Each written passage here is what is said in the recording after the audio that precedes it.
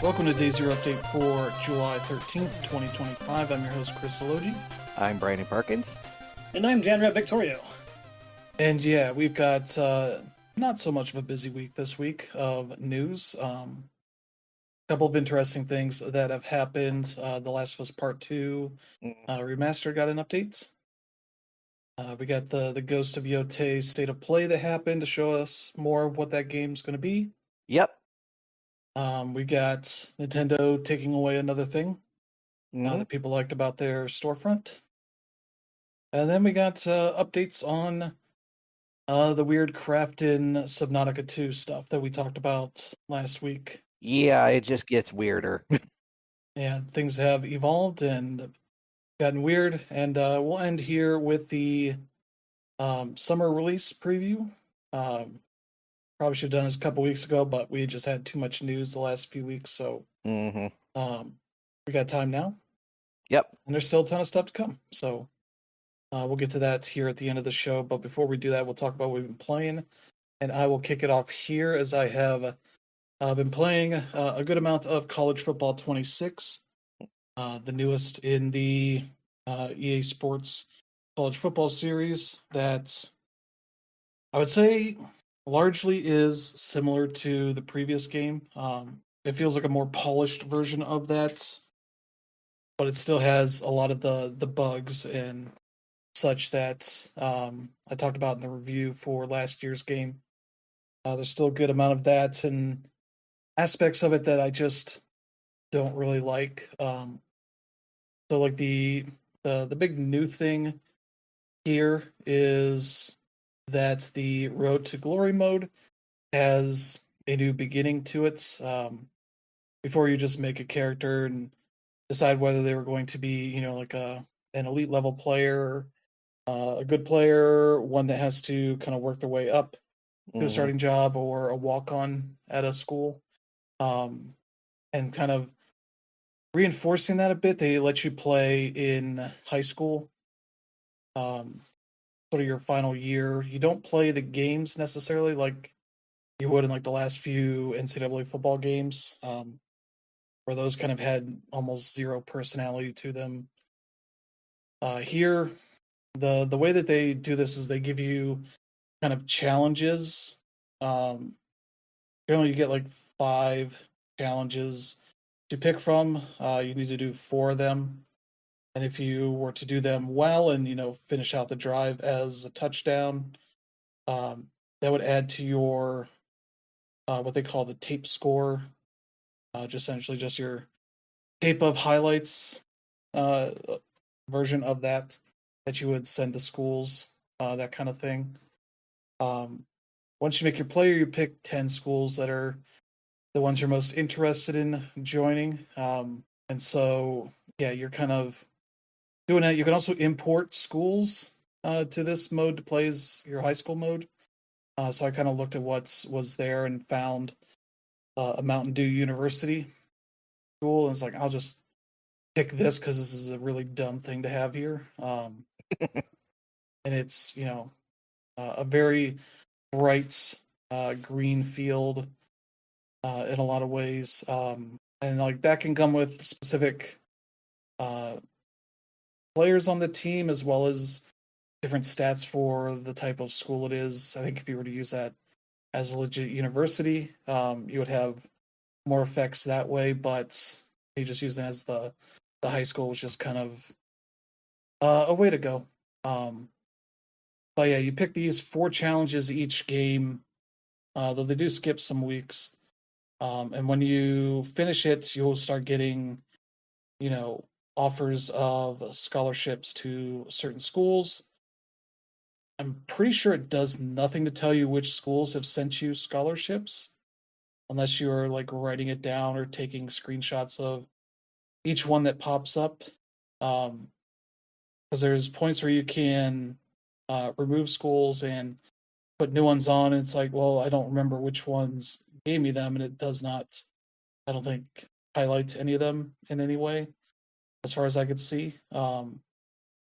So yeah, like by the end of the season, you literally cut it down to the top 3, and you do a hat ceremony that you might have seen some high school kids do to announce who they're, which school they're going to. Um, it broke for me on that mode, on that Mm-hmm. screen, where it just says press X to stand up, and no amount of holding or pushing the button was working. I had to, close the game and reload it again, and it Mm. finally worked. And even still, it seemed like a delayed input that I was just hitting a bunch of buttons. So I don't know if I was found the magic combo that worked or something, or just Mm. it needed to retry it again. So I ended up picking UNC. But throughout the season, you'll get, you know, coaches talking to you, texting you, um, saying like, "Hey, we're interested in you," and they'll give you like one of those challenge drives to do. Which I got one from the coach from Marshall, who literally all it was throw a passing touchdown. So nothing really complicated, but there were some that are more complicated, like complete passes on the run, complete passes between the hashes. Some that are gameplay based. One required me to change playmakers on plays, and that never seemed to work.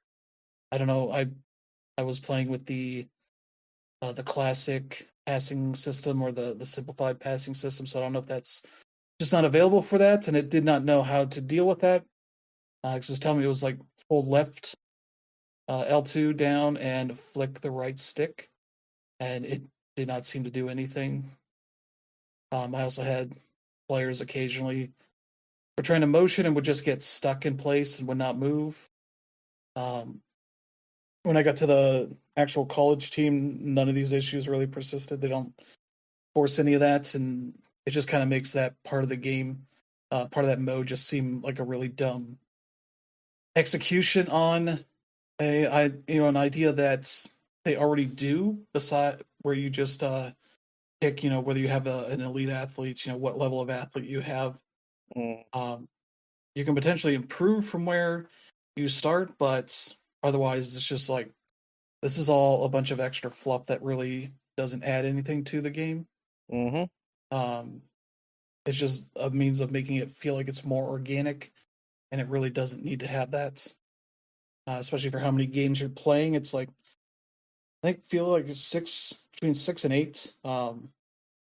They skip games at a certain point, skip weeks when you go to advance. So I don't remember how many, and you don't really even get a chance to see like your stats or how you did. Really, you just get like the score and a meter of Mm-hmm. like what rating prospect you are, which mine always stayed right around 3 stars because I picked I think the third one where you're kind of a small time guy that's gonna work their way up Mm. the depth chart kind of thing. So Yeah. yeah, it doesn't feel like a mode that needs to be there. It just adds extra time before you get to Mm-hmm. the games that matter. And so yeah, I went to UNC. And funny if the actual coach, so they have actual coaches in this game, both head Mm. coaches and coordinators, offensive and defensive coordinators in this game. Mm. Bill Belichick is the coach of UNC. He decided to leave the NFL and go to UNC for some reason. Mm. But he is not in the game. So much like often in Madden, he was not part of the licensed coaches there, Mm. and he is still not licensed for this game. So you end up with this weird where there's a different coach who's there. But the funny thing is that his son is the defensive coordinator, and he's in the game. So his son was willing to take the money for whatever it cost for that, but his dad did not. So it was funny Mm-hmm. to see that kind of thing. But yeah, so I was, I think, third string when I started there. Managed to make it up to second string by the end of the first season, and then during my second season. So yeah, going through that high school thing, you skip 2025, the 2025 season, and they give you hot updates on that stuff. You can see all the rankings and results of games and all that, but you feel kind of really isolated from that stuff. So yeah, where I'm at, I got through to the 2027 season as the backup, and I eventually worked my way up to being the starter.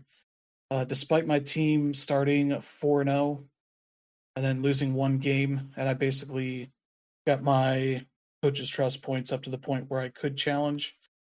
By the time we were 4-0, and then um, it did not start the challenge until after we lost a game, and then from there I could do it to essentially take over in such an absurd way because you know you're benching this junior for losing one game, of which the first season I was there we were 7-5, so it's like you're already doing better than expected, and benching for my player who is a true freshman at this point, and all that. So yeah, it's just an absurd situation, but I've managed to play a handful of games past that where I've won all of them.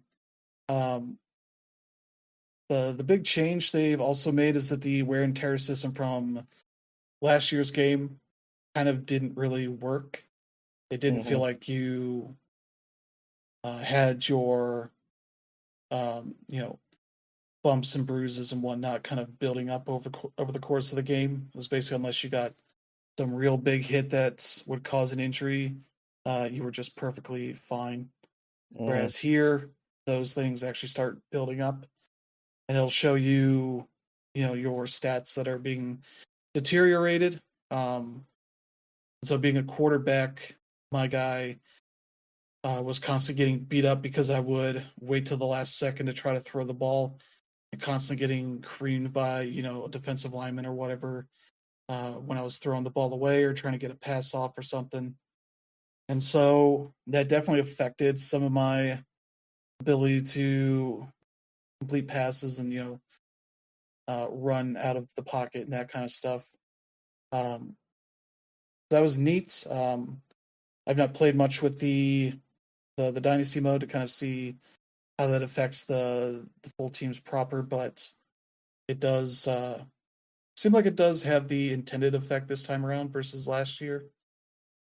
So that's nice. But yeah, it still has some of the same issues as last year's game with the Road to Glory, and I assume it's the same in Dynasty, where it tries to generate stories based on other games that are going on, and it will occasionally bug out and show the wrong description for what the outcome of the game is. Where I had one where Oregon beat Ohio State in a game, and it was like Ohio State set a record beating Ohio State. I was like, oh, this is not how that should be showing up. I've seen that a few times.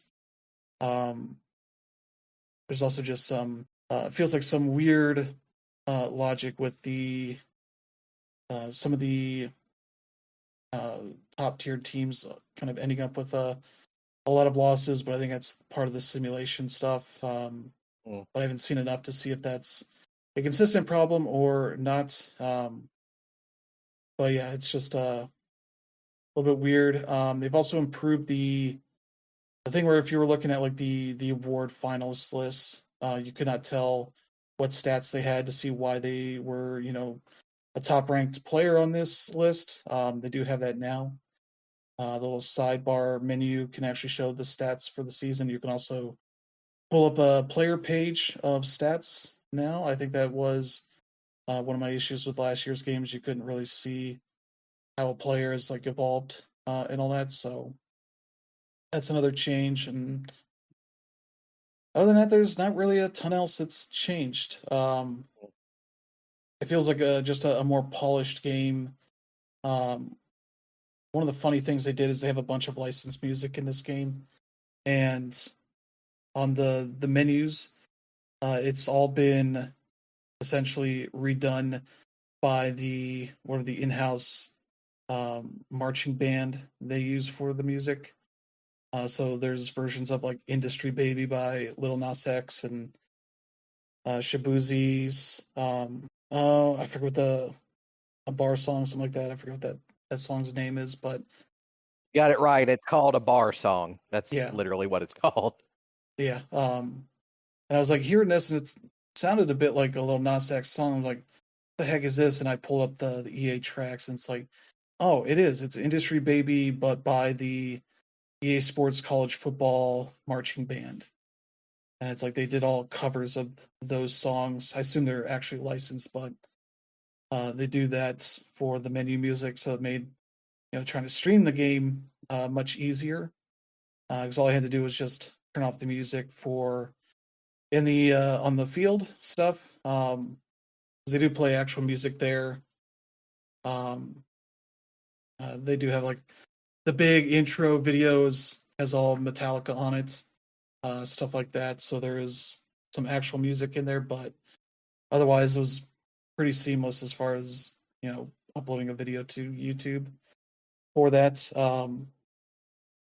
And yeah, I'm trying to think what else. Dynasty mode, I played some of that.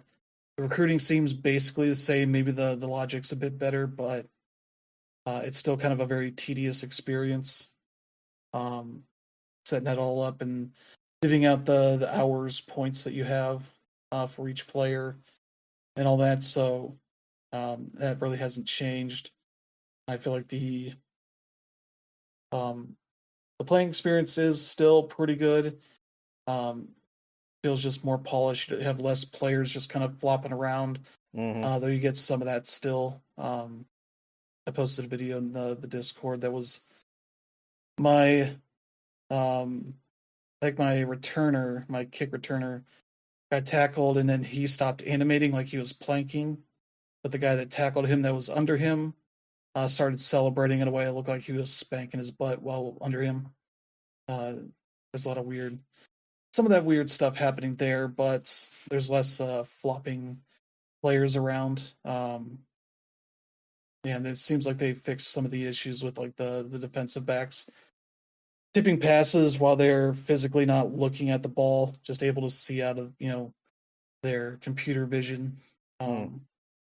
That kind of stuff they've improved on. But there's still some ways that you can see like players are kind of acting on information that they shouldn't really have as far as taking down passes and all that stuff. But otherwise, it all works as a more cohesive experience than the first game. I barely touched Ultimate Team because it seems pretty much the same, and that has kind of run its course on me of being interesting, especially with the deluxe edition that I got a code for that didn't really seem like it was giving you much extra stuff. Maybe getting that like the day before, I don't know. There's some potential issues with that, but yeah, when I've jumped in, they've done some weird thing where you can't buy certain packs. You have to buy. It's like almost like an order you have to do things in. There's like a base pack you have to spend real money on, but then you get the ability to unlock more packs with the currency you earn in the game, kind of stuff. And it's like, this is kind of scummy the way it looks on my end, but yeah, it's more of that. They haven't really added any new modes or any major features. Just seems like they've polished a lot of it and improved a lot of it. It's just the Road to Glory mode kind of is very tedious for the first couple hours before you get to the actual college game. I'm sure I could just have skipped a bunch of that stuff, but they should just offer an option right away and be like, skip this crap.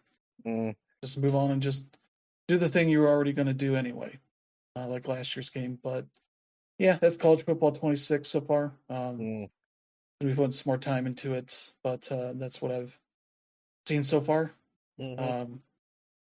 Also played some Tony Hawk's Pro Skater 3+4. Not much of it. I've only gotten to the second map of Tony Hawk's Pro Skater 3. It seems like a fine collection. Controls pretty decently. But playing it with an Xbox controller just feels wrong. I'm playing the Game Pass version, but other than that, I'll get past it. Yeah, this just kind of continues to reinforce my thoughts pre-launch that simplifying Tony Hawk's Pro Skater 4 kind of just goes against what I would want out of this Yeah. collection. That they should have just done the Crash Bandicoot and Spyro trilogy collection for this with 1, 2, and 3, and then do 4 Thug and Thug 2, however you want to do with those games. But kind of splitting off 3 with 4 here, and it feels like they've definitely gone cheap in some areas where it seems like the soundtrack, whereas the first collection had, I think, all but 3 songs from the original soundtrack, and I think also like 30 some more additional to it. Here they've only brought back 10 of the original songs from 3 and 4, and have instead replaced the rest with new songs. Some are different songs from the band that wasn't in the that whose song was in the original game.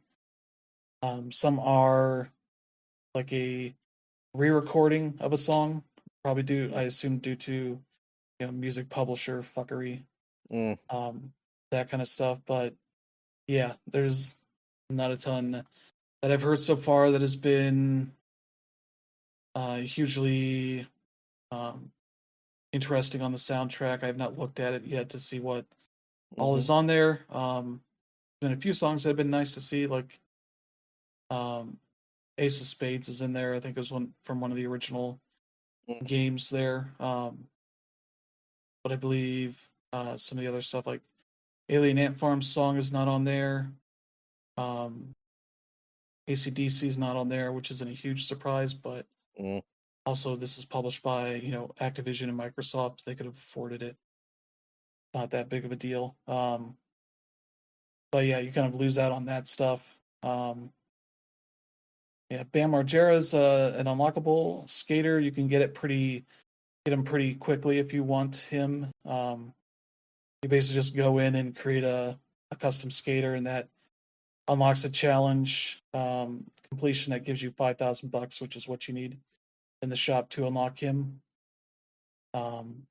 Michelangelo from TMNT, particularly from the most recent movie, is in there, and I think there's one other person in there that I don't recognize. But yeah, that's some of the new stuff, or some of the notable stuff there. But yeah, playing through the Tony Hawk's Pro Skater 3 collection, I recommend doing the tutorial because you get some bonus stuff there and a trophy or achievement out of it. And it shows kind of how the all the different controls kind of work together, because they have all the stuff that was in 3, but also things from 4 added in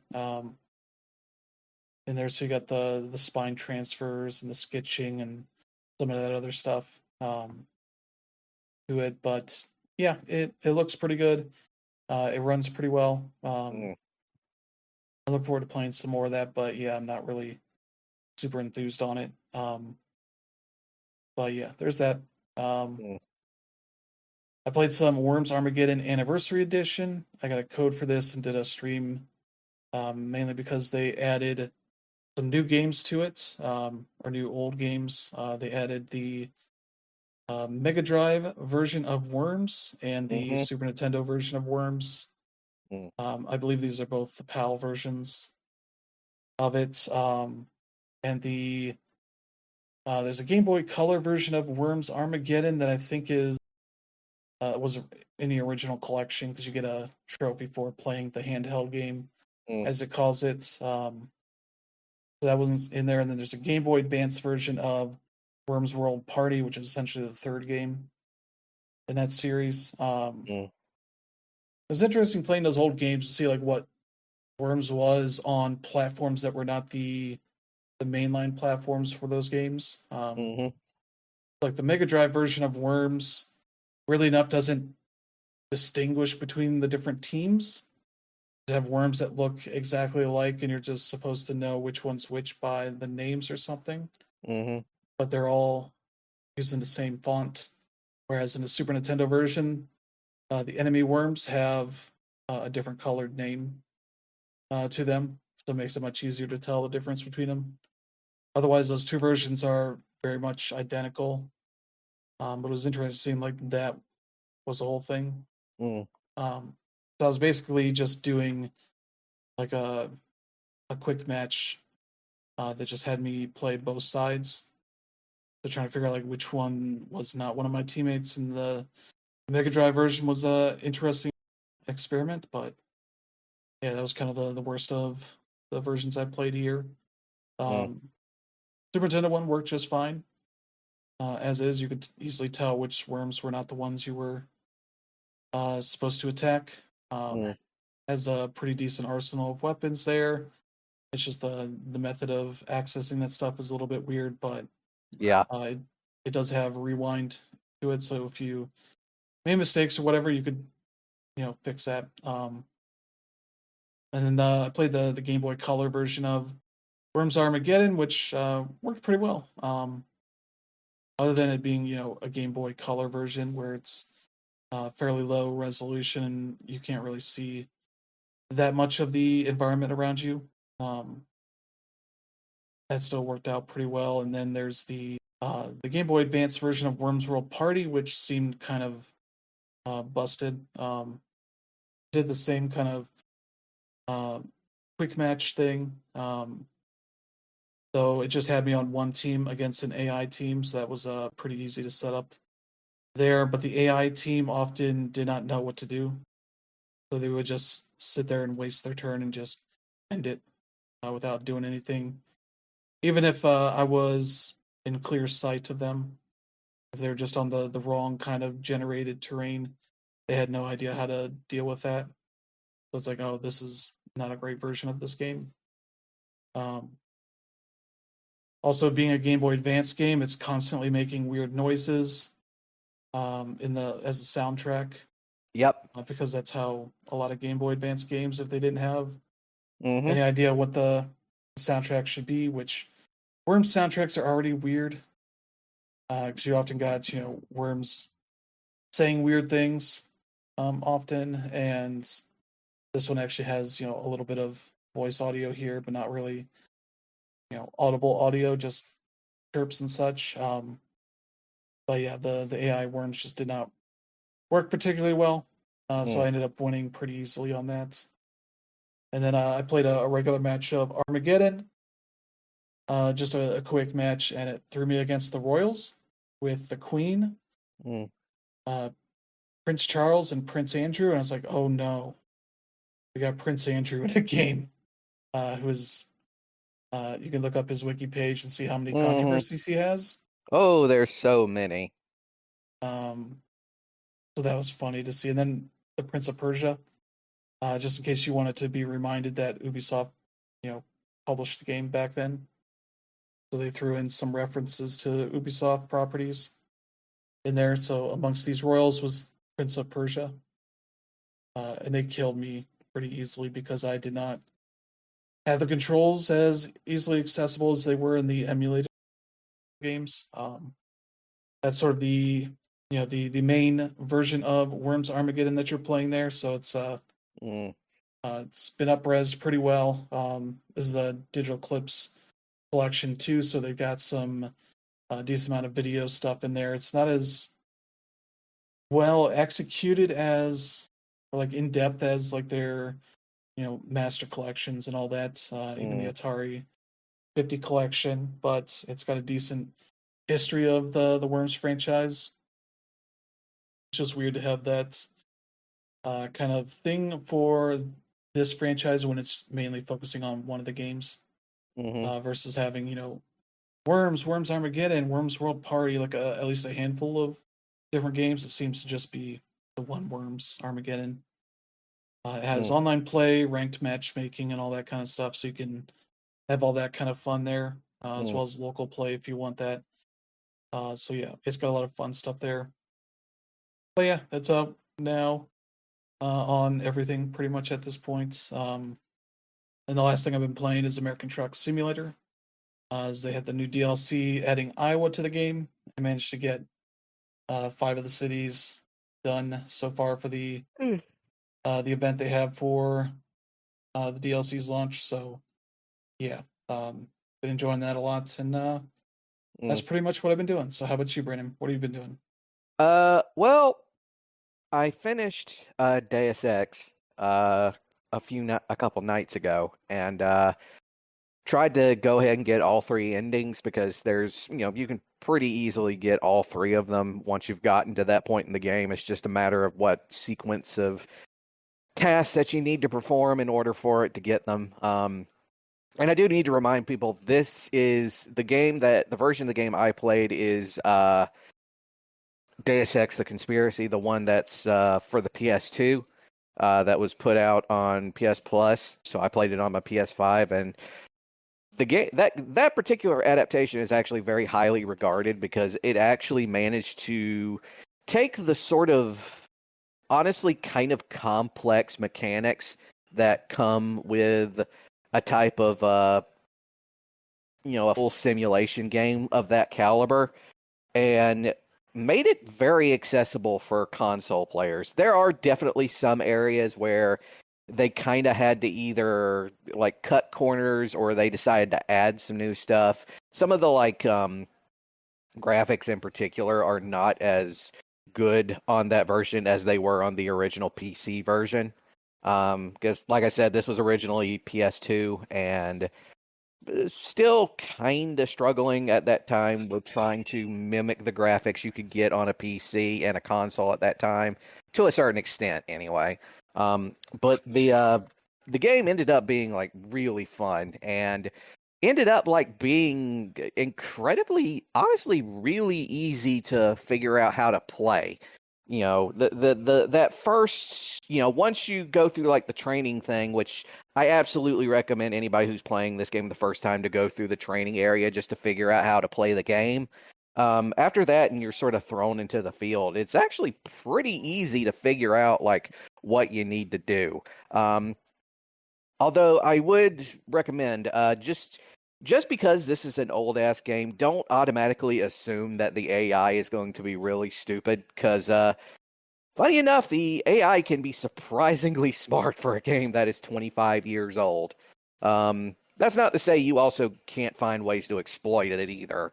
But yeah, that game was fantastic, and also got really, really uncomfortable. Further on, I got in it because all the conspiracy shit sort of starts to fall in, and the game literally ends like in Area 51. It's crazy. But after I finished that, I started playing, and we'll be reviewing the remaster, the 25th anniversary remaster of System Shock 2.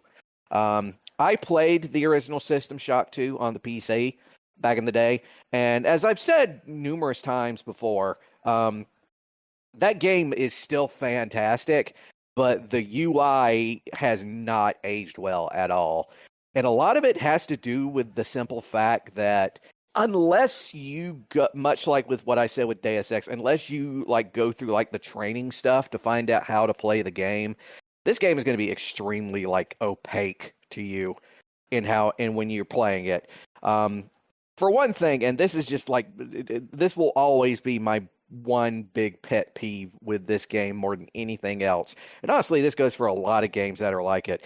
That damn inventory system that they've got. You know how like in Resident Evil or all those like survival horror games where you'll have like an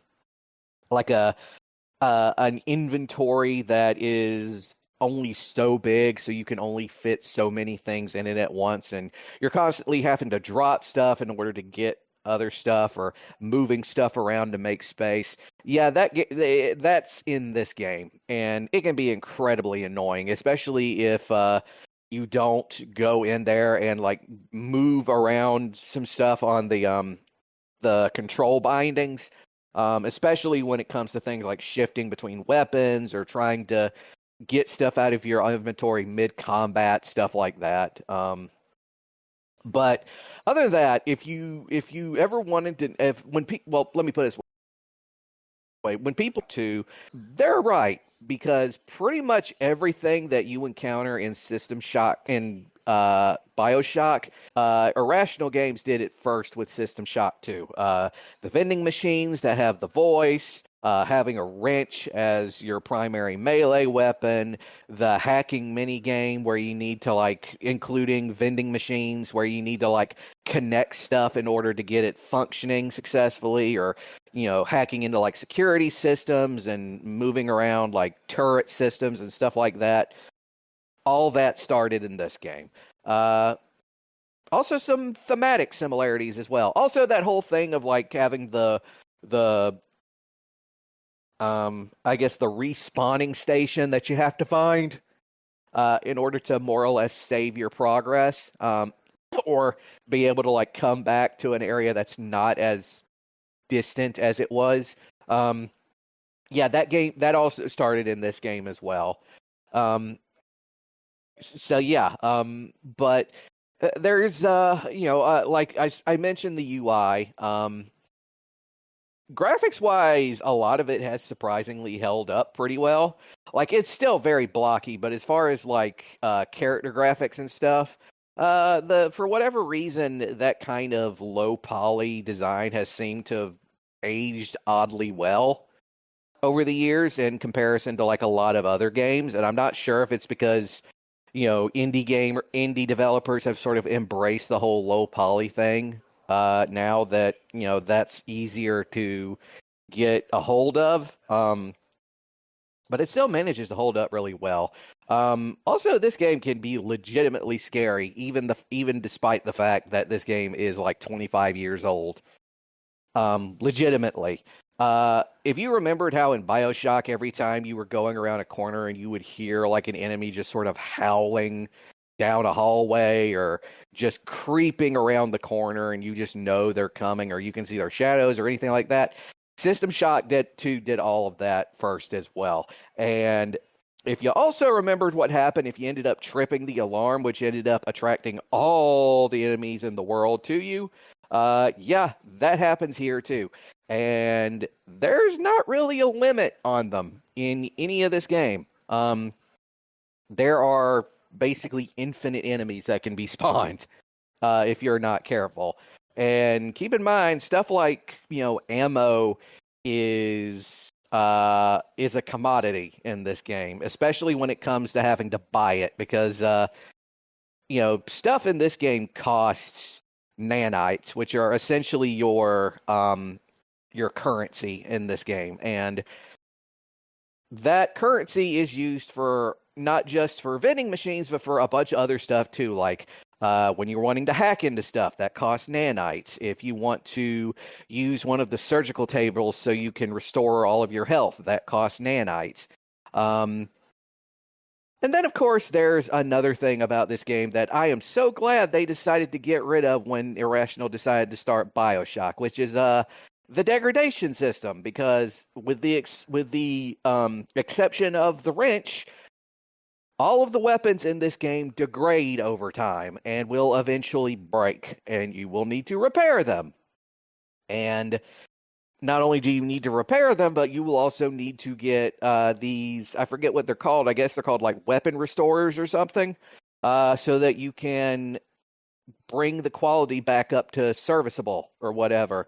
Because otherwise it'll just break really quickly again. But I will say also, when it comes to like trying to like realize where you are in this game, there is a map in this game that you can use and you can find, but it can be kind of unless you know how the controls work really well and are able to like redo like the bindings and stuff, so it's a bit more applicable to play on a console. You're gonna have to work a little bit to find it. Basically, you have to bring up inventory, then you have to play it. And keep in mind, I'm playing this on PS5. You have to bring up inventory, then you got to press L2 a couple times, and that will eventually bring you to it. But other than that, I mean, the game really does still hold up in a lot of ways. It's just that we've moved past the point now where both the tech and the control schemes have evolved and streamlined to the point that you don't really need this level of complexity in your control schemes anymore. So this game is kind of a relic of that. But yeah, that's basically what I've been playing. How about you, Dana? Yeah, what about you, Dan? Yeah, what I've been playing hasn't been that far from what Chris is playing. I am also playing EA Sports College Football 26. I am reviewing it for another site, so it's interesting hearing Chris's thoughts, who did review it for us last year. But yeah, I guess I'm more on the other side. I am actually really, really enjoying this release. I haven't seen too much on the side of bugs, although I have definitely seen a few. As far as what I'm playing the most, it's really Road to Glory. That's pretty much what I've enjoyed the most going back to last year.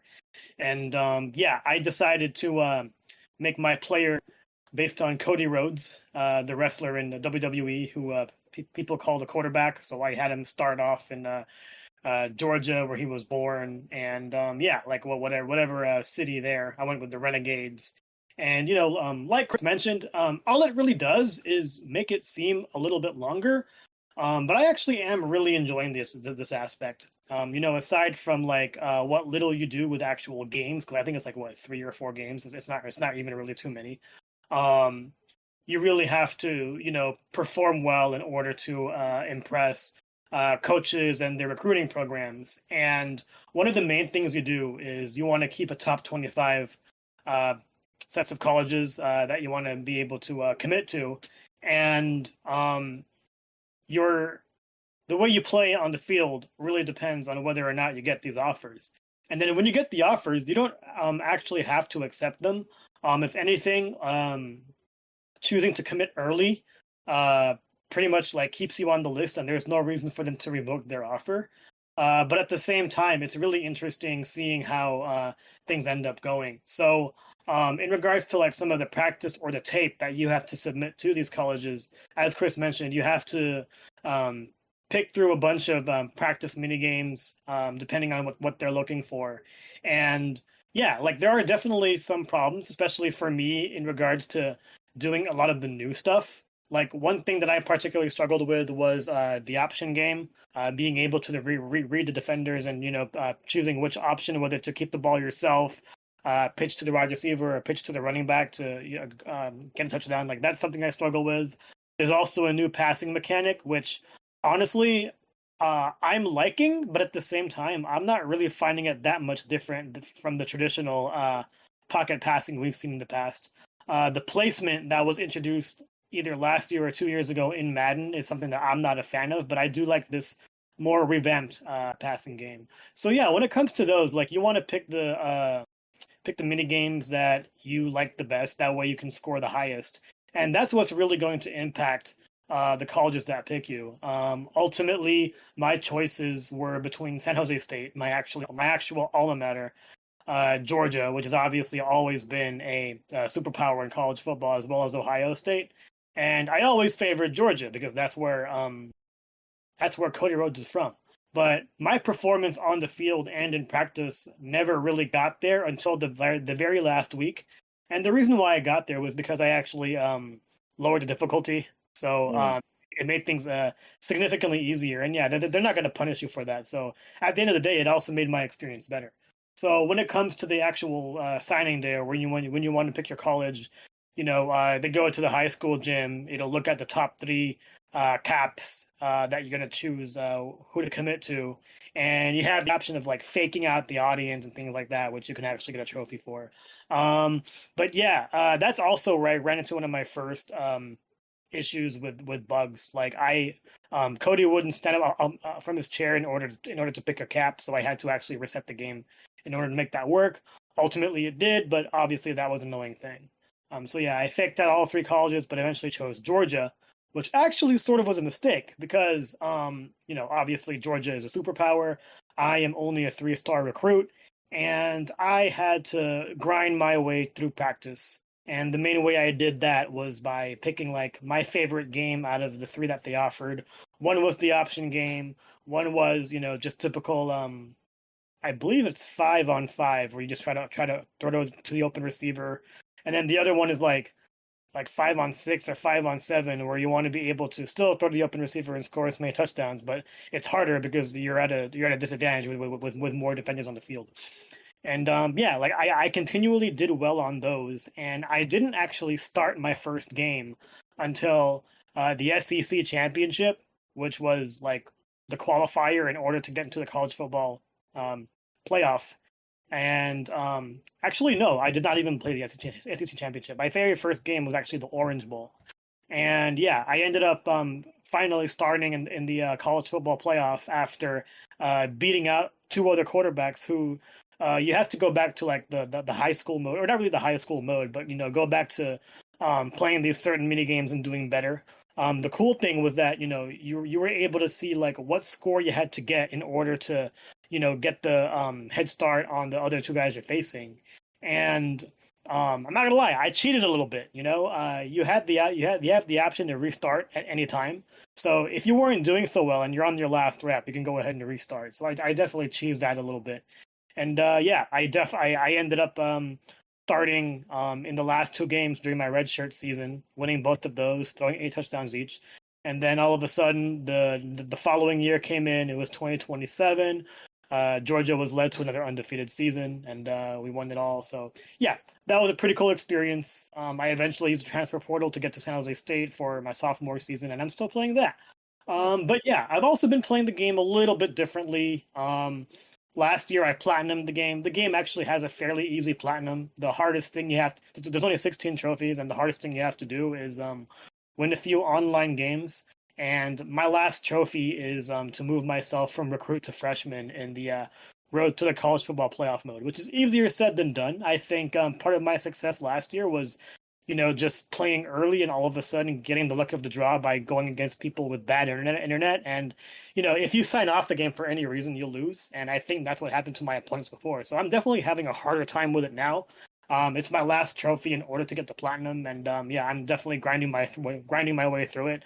I have 3 games left, and I think I have to win 2 of them. So it'll be easier said than done, especially since I tend to use teams in the NWC or just teams in the Bay Area. Obviously, I'm using my alma mater in San Jose State. I'm using Stanford. I'm using Cal. And like neither of those are huge. None of them are like top 25 teams in college football right now. So it's definitely a struggle, especially when all your opponents are always using Georgia or Texas or whatever it may be. But yeah, I've definitely had my fun with it so far. And one thing that I'm really liking is the fact that they've really just improved the football aspect. Chris talked a lot about polish, and yeah, it's come a long way. One of my biggest pet peeves in regards to modern EA Sports football games, especially with the Frostbite engine, is that interceptions were just happening too often. Oftentimes, you see players intercepting footballs that they weren't even looking at. They've pretty much done away with that. Now on defense, you can choose to play the ball versus playing the player, and sometimes that can lead to success. Sometimes that can lead to a mistake. But it's definitely better. Like on offense, I feel like I do have a better shot when I'm taking chances down the field. Whereas before, I was a little bit more passive and didn't do it because they always ended up in interceptions. So now that we're able to place the ball in better areas, and on defense, you'll know whether or not you actually have range to get it. That really matters. At the same time, I'm really enjoying the running game. The animation with the offensive line hitting opposing defenders is a little bit easier to read. I don't know if it's because the game is a little bit slower in that regard, but yeah, I'm definitely enjoying the running game a little more. On the defensive side, I already talked about how interceptions are a little bit harder to come by. At the same time, I do think defense is a little rough as well.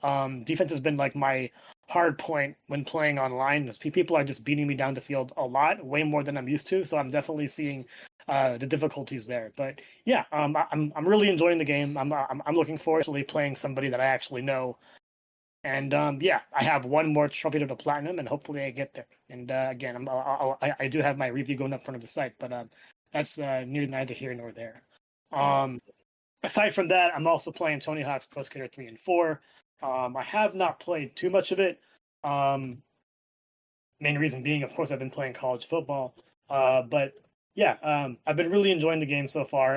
As I mentioned in the past, I've never actually played the original games, so it's pretty cool just seeing the different kinds of uh, courses and how they sort of like relate back to not only the original releases, but going back to 1 and 2. Like they aren't the same, but they definitely have a lot of similarities. Like the Mm. first level is the hangar, the second level is the school, and yeah, they definitely have similarities to there. Um, I am having some troubles with the controls again. Like the main reason being, when I play Tony Hawk during my childhood, I primarily played on the Game Boy Advance, which as we know, is not the PlayStation or N64 controller. So it's a little bit different in that regard. But Tony Hawk on the Game Boy Advance was actually a really really good game. I don't know if you guys got a chance to try it there, but the controls were great. The music was there. And it's very much the same with these. It's cool seeing all of the other skaters who are here. I enjoy the fact that every skater sort of has their summary of like how they've gotten to that point in the game. You have both old and new. Uh, not only Tony Hawk, but skating was pretty big when I was in middle school. I remember buying tech decks and stuff like that. And I was one of those people who Tony Hawk wasn't my favorite skater. My favorite skaters were actually Rodney Mullen and Bucky Lezick, and they're both still in the game. They both have like what they look like now, so that's pretty cool. It's also cool seeing Riley Hawk in here, and I was also really impressed to see Marjolaine Dahl. She is a Filipino Olympic skateboarder. So it's awesome seeing like somebody from the Philippines actually become a main character in this game, and that's pretty awesome. Definitely one for the diversity crowd. But yeah, aside from that, I've also been putting more time into Dragon Quest III HD 2D remake. Really enjoying it so far. I think I talked about it last week where I was definitely having some trouble, especially in the pyramid. I've gone through that now, but at the same time, I also dropped the game down to Draki Quest mode, which makes it easier in the sense where you can't die. So every time the enemies hit you, you can get all the way down to 1 HP, and nothing bad can happen from there. So you might as well just attack, attack, attack. And I'm just trying to go through the motions. I'm not really trying to, you know, be hardcore into this playing attempt. This is just a game that I want to be able to get done before 1 and 2 come out this fall. So yeah, really enjoying it so far. As I've mentioned last week, this is probably like the best looking HD 2D remaster we've seen so far, and I'm looking forward to seeing what they've done with 1 and 2, especially since those were games that I actually did play and I didn't enjoy them so much. So I'm looking forward to seeing how they actually improve that experience. But yeah, that's been about it for me. All right, so yeah, let's get to some news here. First up, we have a new PS Plus game catalog lineup for July. That will be mostly going live here on Tuesday the 15th. But yeah, they had a little bonus thing here, I guess, as part of the 15th anniversary of PS Plus. They put up the first game here for PS5 and PS4, Cyberpunk 2077. That went up on July 9th when they announced this stuff, so people could check it out early. Mm. So yeah, that's the newest of the CD Projekt Red games. Mm-hmm. Pretty solid game and all that, so there you Yep. go. Yeah, and now, the game itself is basically about as close as to the original vision for the game as it's probably going to get right now, and honestly, the game's all the better for it. So, absolutely give it a shot. It is 100% worth it now. Yeah. Let's see. Next up here for PS5, Abiotic Factor. Mm-hmm. This is a Half-Life style, like co-op, open world survival crafting kind of game. Yeah, very much like a group of scientists that have been stuck in their big, bunker lab, whatever complex thing, with a bunch of weird supernatural stuff going on, and all that. So yeah, you got to deal with that. Yeah, that'll be neat. That is going to be available on July 22nd when it launches. So that's one to check out. Let's see. For PS5, Banishers, Ghosts of New Eden. This is Yeah. a Don't Nod game. Yep. Very much their take on, let's say, God of War 2018. Yeah. Set in, this is America 1695. Yep. So pre American Revolution. Mm-hmm. So you have your Scottish player or guy that is a banisher, ghost hunters Mm-hmm. essentially. Who is working with his at least like I don't know if wife or whatever, but yeah, somebody that is very dear to you. And you're sort of been brought over to America to deal with some issues going over here, and let's say things happen and you kind of have some issues of your own and decide to move on and deal with more and more people's ghost issues. You kind of deals with some very messed up things that happen. Yeah, I'm not gonna spoil too much here, but definitely has the vibes of the God of War stuff most recently as you're working with Antia Mm-hmm. and doing a lot of combat and all that. Yeah, it is really well done. The story's good and all that. It's just one of those games that stayed under the radar. Mm-hmm. So if you like your games like that, that is one to check out now that it's going to be available on PS Plus Extra and Premium on Mm-hmm. Tuesday. Let's see. For PS5 and PS4, Bluey the video game. This is Oh. the first big Bluey game. Mm-hmm. I played this on Game Pass, and it is a pretty easy. It should be a pretty easy trophy list, assuming it's the same thing. It's basically like 4 playable episodes of the show that are more, um, pretty basic like kids television stuff. Mm. To them, you're going to different locations. There's playgrounds. There's a creek and a beach location. I think the house is the fourth one. Has like little mini games that you can play. But yeah, not really too much else going on with that game trophy wise. So if you need something pretty easy and mindless to play, that's one to do it. Yep. Let's see, for PS5, Planet Zoo, the console edition. So yeah, the same developers of Planet Coaster, kind of taking those ideas and making one just focus on building a zoo. Mm-hmm. Yeah, I've heard good things about this, so I'm curious to check that one out. For PS5 and PS4, Risk of Rain 2. Mm-hmm. This is, the first game was a very good roguelite action game kind of thing that had a bit of a different vibe to it because you were basically just like shooting enemies and collecting currency and loot and all that until you kind of wanted to escape to the next area. But Mm-hmm. depending on how long you stayed, the difficulty got more challenging and all that. This kind of has the same thing, but instead of it being 2D, it's fully 3D. You're kind of going around these 3D areas to, take out enemies, bosses, and such, and collect new gear and all that. You can play with with 3 more people. I think for a 4-person crew. Mm-hmm. 2 or 3 or 4 people, I forget. But yeah, it's a pretty fun game. Let's see, for PS5 and PS4, Tropico 6, the newest of the Tropico games. They're just pretty basic, like island management games of a Banana Republic kind of dictatorship kind of thing going on there. Yep. That's basically the whole point of those games is you're basically a military dictator for some random South American country, and you're essentially trying to both protect your power, but also trying to be a good leader at the same time.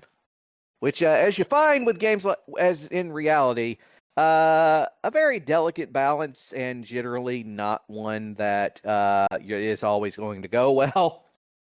Yeah. So yeah, there's that, and then for PS5 and New World Aeternum. Yep. This is sort of a local single player version of New World, the MMO. Yep. Action RPG, and all that. So yeah, that'll be able to be checked out here on Tuesday. Mm-hmm. And that's it for PS Plus Extra. For premium people, they are adding Twisted Metal 3 and Twisted Metal 4. I.e. the part where the series basically jumped the shark. Yeah. Where they had different developers. Yeah, but technically I would probably more say it jumps the shark when they did the Twisted Metal RC version, where you were playing little RC cars instead of the actual. I would say that's where they jumped the shark, but yeah, the seeds of its destruction was already sown in these two games. Yeah. Because Single Track made the first two games, Mm-hmm. and then sort of had a dispute with Sony and left. Yeah, or they were sold to GT Interactive, I guess. Yeah. So they were unable to develop more games. So yeah, but 989 Studios worked on those games and kind of just made more Twisted Metal, which was fine for those. I'm trying to see what. They made Small Brawl for the PS1. That was in 2001. So that was after 2 years after or a year after the PS2 launched. They went and made a PS1 game that is kind of wild to see. Yeah, while the main devs of the original series made Twisted Metal Black. Because the Twisted Metal devs left GT Interactive to form Incognito, and decided to go back to Sony and work on Twisted Metal Black. So that's like a neat bit of history. But yeah, the second season of the show is launching on Peacock at the end of this month, so people will be able to check that out and play these two games, see how much they enjoy compared to those two. So there you go. Pretty solid month there. Yeah. Anything you're interested in, Brandon? Well, obviously, I wouldn't hurt to play Cyberpunk again, and I'm kind of happy that now everybody can really, on doing PS Plus now, can actually like play the game as a lot closer to like what it was originally intended to be, rather than honestly the hot mess that it was when it was first released. It's like it is legitimately like night and day. You really cannot cannot believe it. There are so many new features that they added, so many new aspects to the gameplay. And if you ever if you ever want to pay out the cash to get the expansion, do it, because it's freaking amazing. But probably also going to do Banishers as well, because that's like the one Don't Nod game I haven't played yet, and I want to get to it. And I might give New World Eternum a try, but I've also been told that even though it's a single-player version of the MMO game, it still has a lot of the awful shit that game as an MMO still has. And that it can be kind of repetitive, but it's also got that sort of addictive quality to it that like a lot of these MMOs are specifically designed to, that you kind of find it hard to turn away. And yeah, that's about it. I'm not interested in the Twisted Metal games. I played all those years ago, and then 3 and 4 were absolutely terrible. So yeah, how about you, Dana? Yeah, it's a pretty so month for me. I didn't even like see Cyberpunk. I guess it was because it was the top of the page and I was just scrolling. So that's pretty cool. I've had this like since the Xbox Series X launch, and it wasn't really for it. And while that was considered the least buggy version, I did have a bug that was just game killing. So Yep. yeah, the fact that it's on PlayStation now definitely helps, especially since a lot of people don't really want to play Xbox anymore. So yeah, Yeah. it might be able to dive back in there. Vanishers does seem interesting for the same reasons that Brandon mentioned.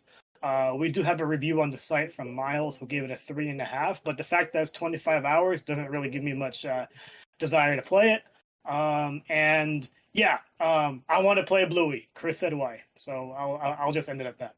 Oh wait, I mean, New World Eternum. I did play during Summer Game Fest, and I really liked what I played. I just don't want to commit the time to it. That's all. yeah. Yeah, so there you go. Let's see here. Yeah, Naughty Dog kind of out of nowhere announced a new update for The Last of Us Part 2 Remastered that adds a chronological mode called Chronological Experience that seems to have some extra unlocks out of it and trophies. So that if you either need another reason to play it or somehow the way that the campaign is structured was a bit too hard for you to keep up with what was going on, which from what I've heard is not really a huge issue for most people. This just seems like them adding a new thing that you can do. Structures the campaign so that it kind of plays through chronologically. So yeah, that's neat. I guess they're also adding some more stuff for the no return mode. Mentioned here they added that Nathan Drake costume for Joel and a Sam Drake costume for Tommy. So that's kind of a fun little thing there. Yeah, they're unlocked for completing the narrative in chronological and are usable in no return. So yeah. Also, I mean, The Last of Us Part 2 was just a great game. Yeah. I mean, it was genuinely engaging. It was very brutal at times, like no question. But yeah, that game was legitimately amazing. Yeah, but also the way it's set up is one of those contentious things that some people didn't like. I guess it gives them a little bit more reason to maybe replay it or something. I don't know. Yeah, maybe. But yeah, there you go. Another reason to play The Last of Us Part 2. Yep. Let's see. We got a new date here for Time Flies, an indie game that got announced, I think, at a Day of the Devs last year. I forget exactly when it was revealed, but this comes from an indie studio called, I think, Playables, who made they made the game Kids, which is a neat little game. This is like another game in that kind of vibe of it's a black and white adventure game, I guess. You're kind of this fly, I guess, that's buzzing around a house to complete a checklist. I've not really seen enough of this game to know exactly sort of how depth that is, but I imagine it seems like it might be just a little bit of different little bits of gameplay, versus maybe being like a version of like Untitled Goose Game. But yeah. Okay, they say here the life expectancy is about 60 seconds, so I guess you're just going around to do things for a minute's worth of gameplay. So kind of be a version of Minute, which was a cool little game. That was very much a Zelda-style game, but what if you only had 60 seconds to try to unlock the next thing you need to do? But what if you're a fly in a house? It needs to do stuff, so that's neat. That's a neat idea for a game. So yeah, that'll be out here in a couple weeks, and that looks like it's going to be a fun time. It'll be out on PS5 and Switch and PC, so on a variety of platforms there. All right. Let's see here. We got another game coming out shortly after that, in about a month from now, on August 12th. It is Rah Rah Boom. This is a side-scrolling beat 'em up, but features, instead of like soldiers, I guess, it seems like features cheerleaders of sorts.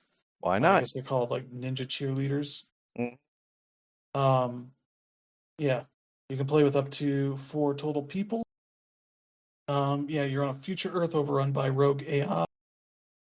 Battle waves of enemies and upgrade your ninja cheerleader skills as you beat them up, shoot them up, and smash through the chaos. So that looks like that's going to be pretty neat. That is on PS5, PS4, Xbox Series X and S, Xbox One, and PC. Mm. It'll be out August 12th. So yeah, that looks like it's going to be a fun one. So there's that. And then we got a state of play for Ghost of Yokei, which will be out October 2nd. We got a bunch of gameplay there that looks really neat. They were showing off a bunch of that stuff here, particularly. It seems like the big thing is that because your character is not necessarily a samurai, like at least with a code of honor of sorts to stick to one weapon, you kind of Yeah. use a variety of weapons Yep.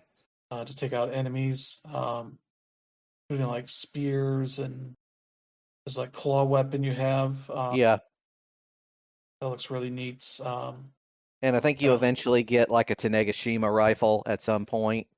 Yeah. Yeah. Yeah, it's set a few hundred years after the first game. Yeah. Yeah, there's a lot more stealth stuff going on here, but also you kind of are able to just get into it with enemies more easily. Yeah, you have a horse you can ride around with, but you also befriend a wolf that can help you out, taking out enemies and all that. So, yeah, that looks pretty nice. It seems like at night you can build a camp and kind of cook food and rest up, and merchants might show up and offer you some things. Yep. If you need. That kind of stuff looks really nice. Then they also started talking about some of the other like themed modes in this game. So like the first game, they had a Kurosawa mode that was black and white and had a few other changes for that. Yep. They talk about here very much being they turn up the wind and a few other things for that mode. There's also a Takeshi Miike mode with that kind of I think the camera's zoomed in more and has extra mud and blood and all that kind of stuff going on. Yep. That's pretty neat. And then also showed off a Shinichiro, adding more chill music to the game in the vibe of Samurai Champloo kind of stuff as you're exploring the world and all that. That is pretty cool to see. So yeah, that looks really nice. Yeah, kind of a lot of what they showed here. They also announced some branded PS5 stuff here. We're gonna have 2 different versions of the PS5. There's a limited edition bundle that has sort of a gold version of this. What they call it, kintsugi art on it. And then then they have a black version of that is what they call the Black Limited Edition. The DualSense has its own design for this, and the neat thing is they kind of score the plastic on there. So it has like battle damage on it that looks pretty neat. From what I saw, that if you don't want to buy a whole new PS5 or whatever, they are selling the plates for the PS5 Slim and the PS5 Pro for those, so that you can get that. I think that's just for the gold version, and you can also just get the DualSense with that art on it. So they mentioned here how that stuff's available. The PS5 consoles. Let's see. Yeah, the gold one is globally at select retailers in the PlayStation Direct. The console covers are at PlayStation Direct and select retailers outside of those regions. and the DualSense will be available available globally at select retailers and PlayStation Direct. So Hmm. it seems like the console for the Black Limited Edition bundle is just going to be on PlayStation Direct, and the Black DualSense will also be only on PlayStation Direct. Hmm. But some select retailers in Japan. So yeah, I assume they'll post dates when those pre-orders will be available for that stuff. But yeah, the game will be out October 2nd, and yeah, it's looking nice. Hmm. I'm not gonna check out any of this extra accessory stuff, but yeah. Yeah, this is arguably PlayStation's biggest release of the year. I'm Mhm. definitely excited for it. Oh, yeah. I will say though, I did not really care for this direct, nor do I really care for the limited edition plates or special edition consoles. Yeah. Granted, I have a 35th anniversary PS5 Slim, so I'm very happy with that design. This, I don't know, it just looks like some white was just throwing some splatter at it, and they called it a day. So Mm. I don't. I'm not crazy about it. I do think the mountain one is a little bit nicer with the map, but I do think like if they just went more Kurosawa, like the controller, it would be a little bit better. But I'm also not a fan of the controller, except for the actual DualSense button. The sides just look. I don't know. It just looks dirty to me. But yeah, like as for what we saw out of the state of play, I don't know. I just wasn't really crazy about it, especially after coming off of Assassin's Creed Shadows. I'm not gonna say that game was better than Tsushima, but it definitely like looked better looking. I mean, like just obviously this is not a finished product yet, so it's there. And at the same time, like a lot of what they're trying to do looks like stuff that Assassin's Creed already did, and this is a game that's already been compared to it. I do know and think that ultimately like this will trump the game as far as gameplay goes. But yeah, the main thing I'm interested in is seeing just how much more enjoyable it is to explore that open world. And yeah, like the main reason why Assassin's Creed just struggles is just because it's overly bloated, whereas Tsushima, even though it had a lot of the same stuff, it just felt more centralized, and getting to where you want to be was fairly simple. Whereas here, Mhm. it looks like they're opening up a little more, and I don't know if that's a good thing. But yeah, we'll see what the heroine is all about here. I'm definitely interested in seeing what she is all about. She is not really like they're calling her a mercenary, but like not a killer and things like that. So I don't know. It's weird to see where they're going with the plot, but I'm definitely gonna hop onto this day one. But I will say, like I probably shouldn't have watched this because if anything, it turned me off. Yeah. So yeah, how about you, Brandon? Yeah, like much like what Danner was saying about the deluxe stuff. This game looks amazing, and I really cannot wait to play it, genuinely. And I can't wait for it to become a massive financial success and prove all the doubters wrong. Yeah. Because that's the world we live in now, and I have to care about their opinions for some reason. Yeah. So yeah, that's not too far off. It's less than 3 months away. So yeah, that'll be fun to check out.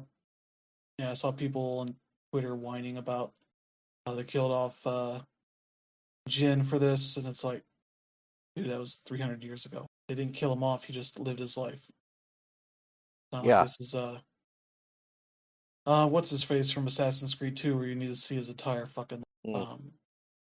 and they could go back to him at some point, but for now, this is a different game with a new person, and she seems pretty cool. Especially the woman that was her model and performance capture person, Erica Ishii. She was uh, posting on Blue Sky about how excited she was for the game. She didn't know there was going to be like a Watanabe mode in this, and she talked how much Samurai Champloo meant to her. So yeah, she's very much excited to play her own game. So that's cool for her. So yeah, that's cool. We Mhm. got some more news here. Stalker 2: Heart of Chernobyl is coming to PS5 later this year. Yep. They talked about there being Yeah, they're going to have enhancements on the PS5 Pro. The PS5 will utilize the DualSense's haptic feedback and adaptive triggers, which that seems like a good place for that because that game seems like the sort of game that should have things that they're doing with the triggers for jammed guns and all that kind of stuff. Mm-hmm. So yeah, they don't have a date, just said late 2025 for that, so that'll probably near the end of the year for that. So yeah, that's neat. Yeah, pretty neat. Let's see. Honest. Hold on, I was looking at the release list. Yeah, that is pretty cool. I am kind of excited to be able to play that game on console. But I also know that it's probably going to be buggy as all hell. But that's just part of the charm. So Yeah. yeah. So there's that. Let's see. And the last thing I have a date for here is that Nintendo is ending their Switch game vouchers. If you remember, those do not work on the Switch 2, at least for Switch 2 games. If you have vouchers left or want to buy vouchers, they'll have to be for whatever Switch games are remaining because you cannot. The last date that you'll be able to buy them is by January 30th, 2026. And they're available for 1 year from that date, so they'll be usable until January 30th, 2027. So if you're banking on games to get it seems like the ones you would want to do for this is Metroid Prime 4 and Pokemon. What was it? Pokemon Legends ZA. Mm-hmm.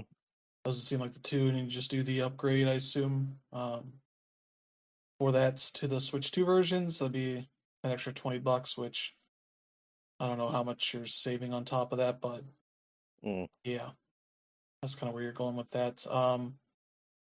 Yeah, you should be buying two $60 games for $100, and then paying the $10. So you'd essentially be saying $10 total on each game. You essentially be paying $60 instead of 70 for the Switch 2 versions. Mm. So you're technically coming out ahead. It's just very annoying, as much as regular Switch games would be.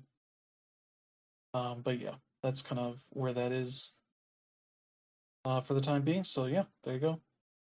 Mm. All right. Let's see. Yeah, next up here, Microsoft had a big oopsie on PC Game Pass. They added Call of Duty World War II to Game Pass for console and PC, and it turns out Activision not really bothering updating the server software on any of their PC games for the almost 20 years at this point. Because it's Activision. Yeah, meant that when they added this game to Game Pass, people found out that there is an unpatched RCE exploit in the game that would open them up to potentially getting hacked by people that are have infested the PC version servers. It's a remote control exploit. They'll be able to get onto your PC and start downloading whatever stuff they would need to do to take over the whole thing. So yeah, the Call of Duty updates account update posted on the evening of July 4th. Call of Duty World War II on PC Microsoft Store was brought offline while we investigate reports of an issue. They've not talked about what the issue is, but yeah, this is definitely a big issue, and definitely going to be a way to get in, interfere with their plans to put all the old Call of Duty games on Game Pass, especially for the PC versions. I believe just about all of them that Activision has not been constantly updating with new content, which pretty much just the past few years worth are all full of this stuff. So yeah, they're gonna have to. I think the only way you could avoid this stuff with players is using fan-made servers, which they don't actively support. But the official servers are all full of hackers and shit. So yeah, that's great.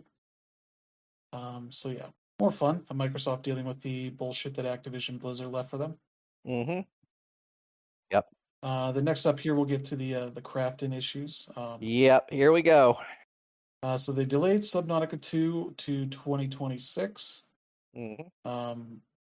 Particularly saying that it needed more time to be ready for its early access launch, which they've claimed they've made the decision prior to changing the leadership last week, Mm-hmm. which might have been part of that.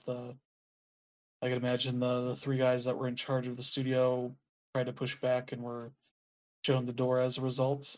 Yeah, Krafton said the delay was based solely on its commitment to quality and to delivering the best possible experience for players, and not influenced by any contractual or financial considerations, which is potentially due to a potential purchase agreement that alleged there was a $250 million bonus that was planned if the studio hit certain revenue targets by this year. Mm-hmm. Has been talking about that as a potential reason to get rid of the main guys and delay the game. Yeah. Which, sure, if that's the way it's supposed to work out. It seems like that is likely a sort of delayed acquisition deal where you essentially get most of the money up front and then you get the rest of it after a few years. At which point the people running the studio that would be getting paid would be allowed to move on to other ventures or stay on or something. But yeah, then we had a statement from Krafton, sort of following up on the the internet chatter of what happened with the leadership changes.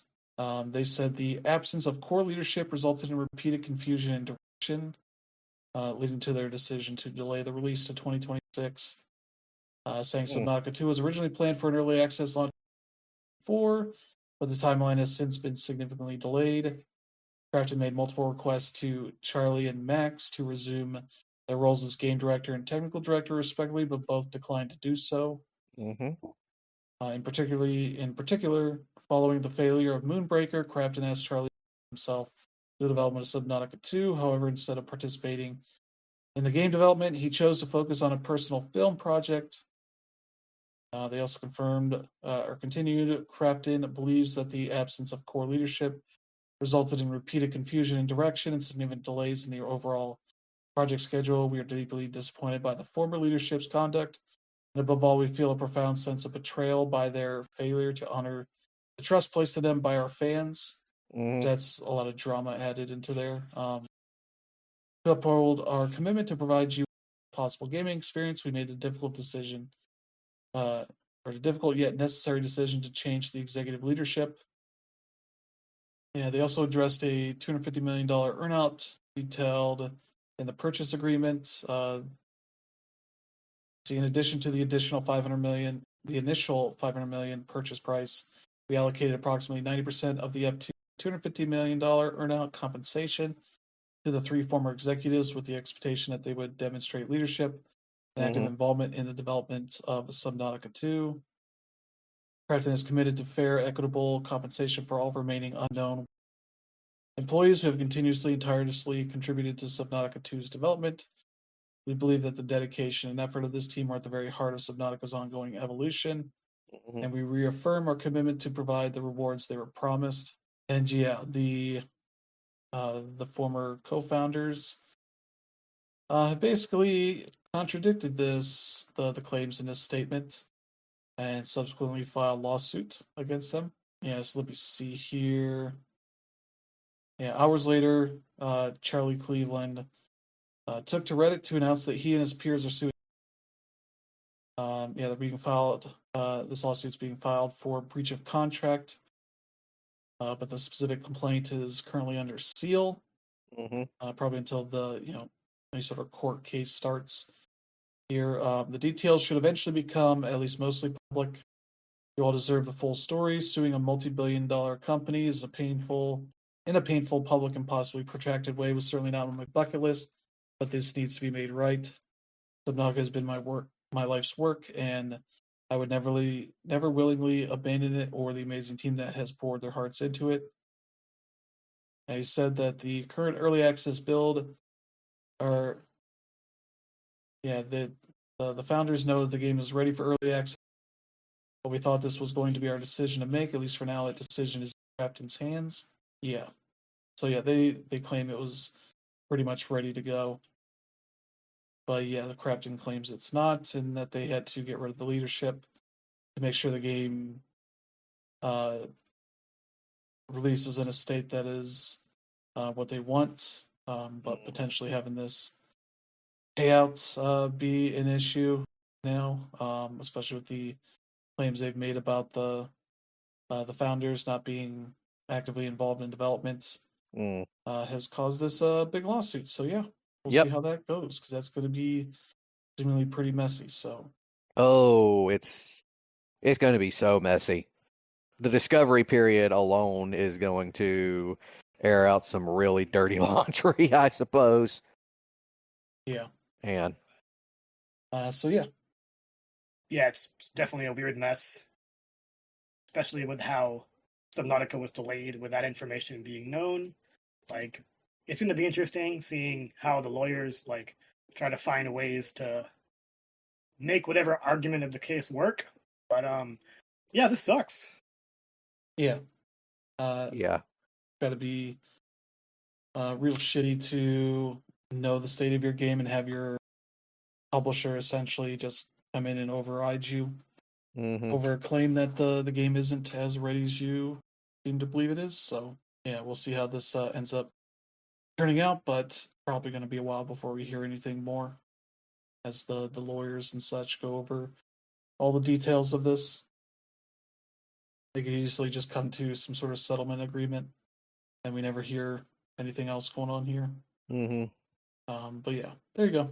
And the last up for our stories here, the SAG-AFTRA interactive media video game agreement deal has been officially ratified by the members to officially end the strike.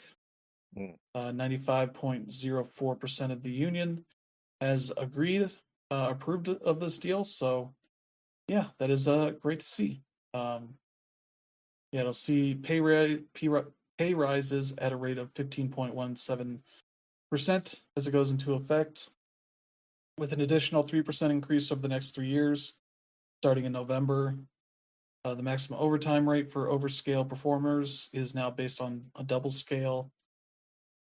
Health and retirement contributions to the AFTRA raised from 16.5 to 17%, followed by another increase to 17.5% next October in 2026, as well as safety guardrails and gains around AI that are in place. So that's good to see.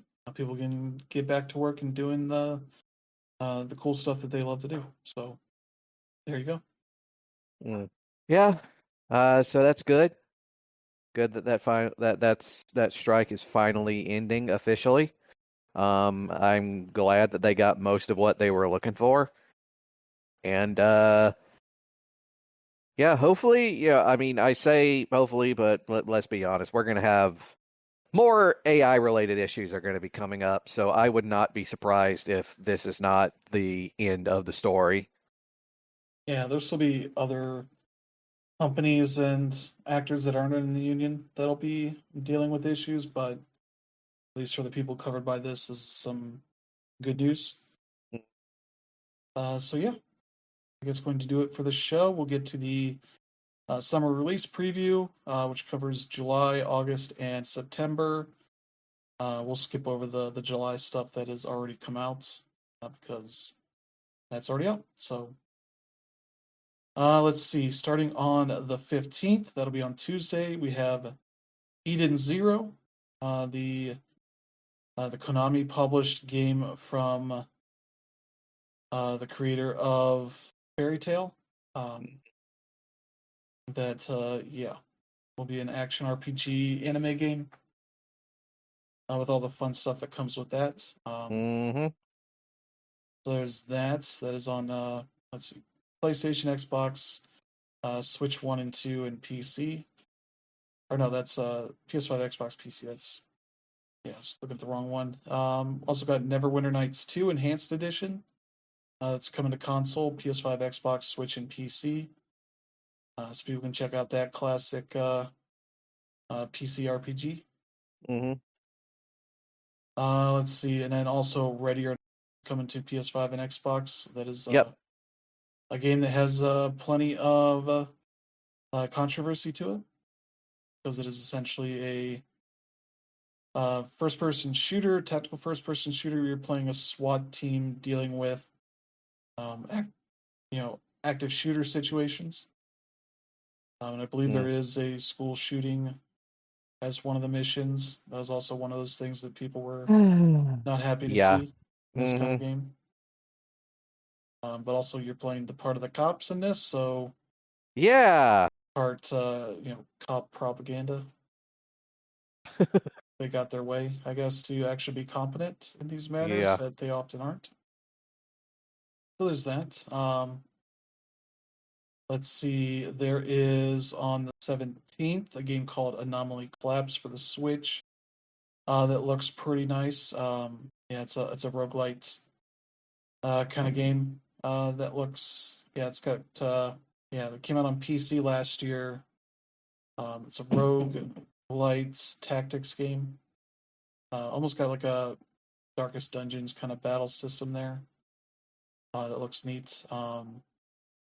And we also have Donkey Kong Bonanza out on the Switch too.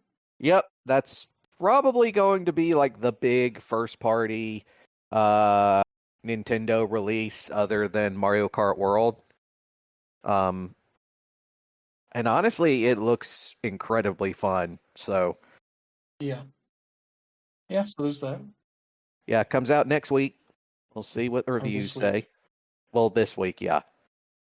Also on that day, contending with Donkey Kong Bonanza is Golden Tee Arcade Classics. Yep. On PlayStation, Xbox, Switch, and PC. People will be able to play these Golden Tee games, old ones at least. It's one of those franchises that there's a lot more entries in it than you might expect, because they just kept putting out ones because it kept doing so well. But these are all the old kind of rotoscoped FMV versions of these games from back in the 90s. So that's a neat looking collection. I'm curious to check that one out. Then the last one for this week is Shadow Labyrinth on the 18th. That is Bandai Namco's Metroid game that conveniently also has Pac-Man in it. Yep. Does not feel like a game that should have Pac-Man in it, but then it does. It's kind of a floating yellow orb that hangs out behind your character, called Puck, was what the original Pac-Man name was, Puck-Man. Yep. But then they realized that people could very easily modify the P. The P to become Fuckman. Yep. And they said, what if we call him something else? And that's how you got Pac-Man. So yeah. This looks like a pretty interesting game. And that'll be out on the 18th for pretty much everything. The next week, we have Luto on the 22nd, which is a psychological horror game on the PS5, Xbox, and PC. That looks neat. There's Monument Valley 3 on that day as well, the 22nd, for PlayStation, Xbox, Switch, and PC. The mobile puzzle game that is well done. People on consoles can check it out. And then Wildgate is also out on the 22nd. That's the co-op multiplayer first-person shooter spaceship combat game kind of thing. That has a nice style to it, at least. I don't know if the gameplay will turn out to be very good, but we'll see next week. We'll see. On the 23rd, Wheel World will be out on PS5, Xbox, and PC, and that looks like a really neat game. It's sort of an open world cycling game where you have like a spirit in your bike, I think it is. Yeah. I forget what that thing does, but I assume it does something. But it has a really nice style to it, and that's one of Annapurna Interactive's games. So that'll be cool to see. And then also on the 23rd, Switch 2 gets WWE 2K25 for what possibly will be the worst version of that game. More so because the Creator Wrestlers, for whatever reason, they've not made that cross-platform. So the characters and such that the people making that will be solely dependent on people on those platforms making them, versus people on any platform benefiting from people making their own versions of real wrestlers or fucked up things you can imagine. So yeah, they'll just be switched to only creations. This also includes, I forget, this one includes the island. Yeah, it does include the island. So there's that little social world, I guess. It's basically just a branding exercise. So there you go. That's on the 23rd, and then the 4th, the longest named game here, Super Mario Party Jamboree Nintendo Switch 2 Edition plus Jamboree TV, will be out on the Switch 2. So that'll have an upgrade for the game, for the Wii or the Switch game, and it adds some new Jamboree TV mode to it. That will have some extra mini games and such based on mouse control, camera stuff, for multiplayer and things that you can do to look better, run better, all that kind of stuff. But yeah, that'll be a thing that you can check out. And then let's see, also the 24th is Wuchang Fallen Feathers for PS5, Xbox, and PC. So that's kind of Chinese Souls-like game that has been burgeoning subgenre of the past few years. So that'll be a new one of those. Let's see what else. 25th, No Sleep for Kaname Date AI: The Somnium Files. A new game in that series that will be on Switch, Switch 2, and PC. Then also the Switch 2 version of Wild Hearts S is going to be out, which they put out a demo. And from what I've heard, that game runs like shit on the Switch 2. Yep. Which it doesn't run great on the other consoles.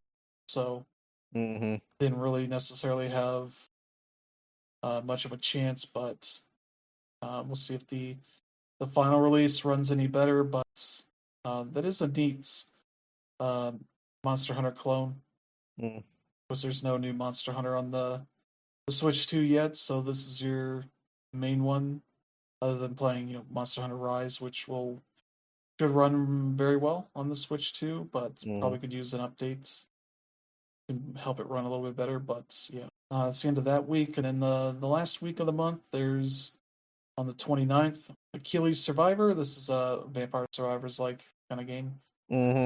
But I believe it's based on Spartans and that kind of stuff. Yep. Which looks really nice. Yeah, following the Trojan War, Hades, the god of the underworld, resurrected Achilles to use him in a conflict against the other gods. And so yeah, you're doing all that kind of stuff there. That looks pretty neat. So I'm curious to check that one out. Yeah, it's PlayStation 5, PS4, Xbox Series X and S, Xbox One, PC. PC versions, I think, in early access right now, so it'll be in 1.0. By then, a Switch version will be out later this year. We'll see that. Also on the 29th, Tales of the Shire, the Lord of the Rings game, will hopefully finally be out. That's like 2 weeks away, so I hope they don't delay it again. Yeah.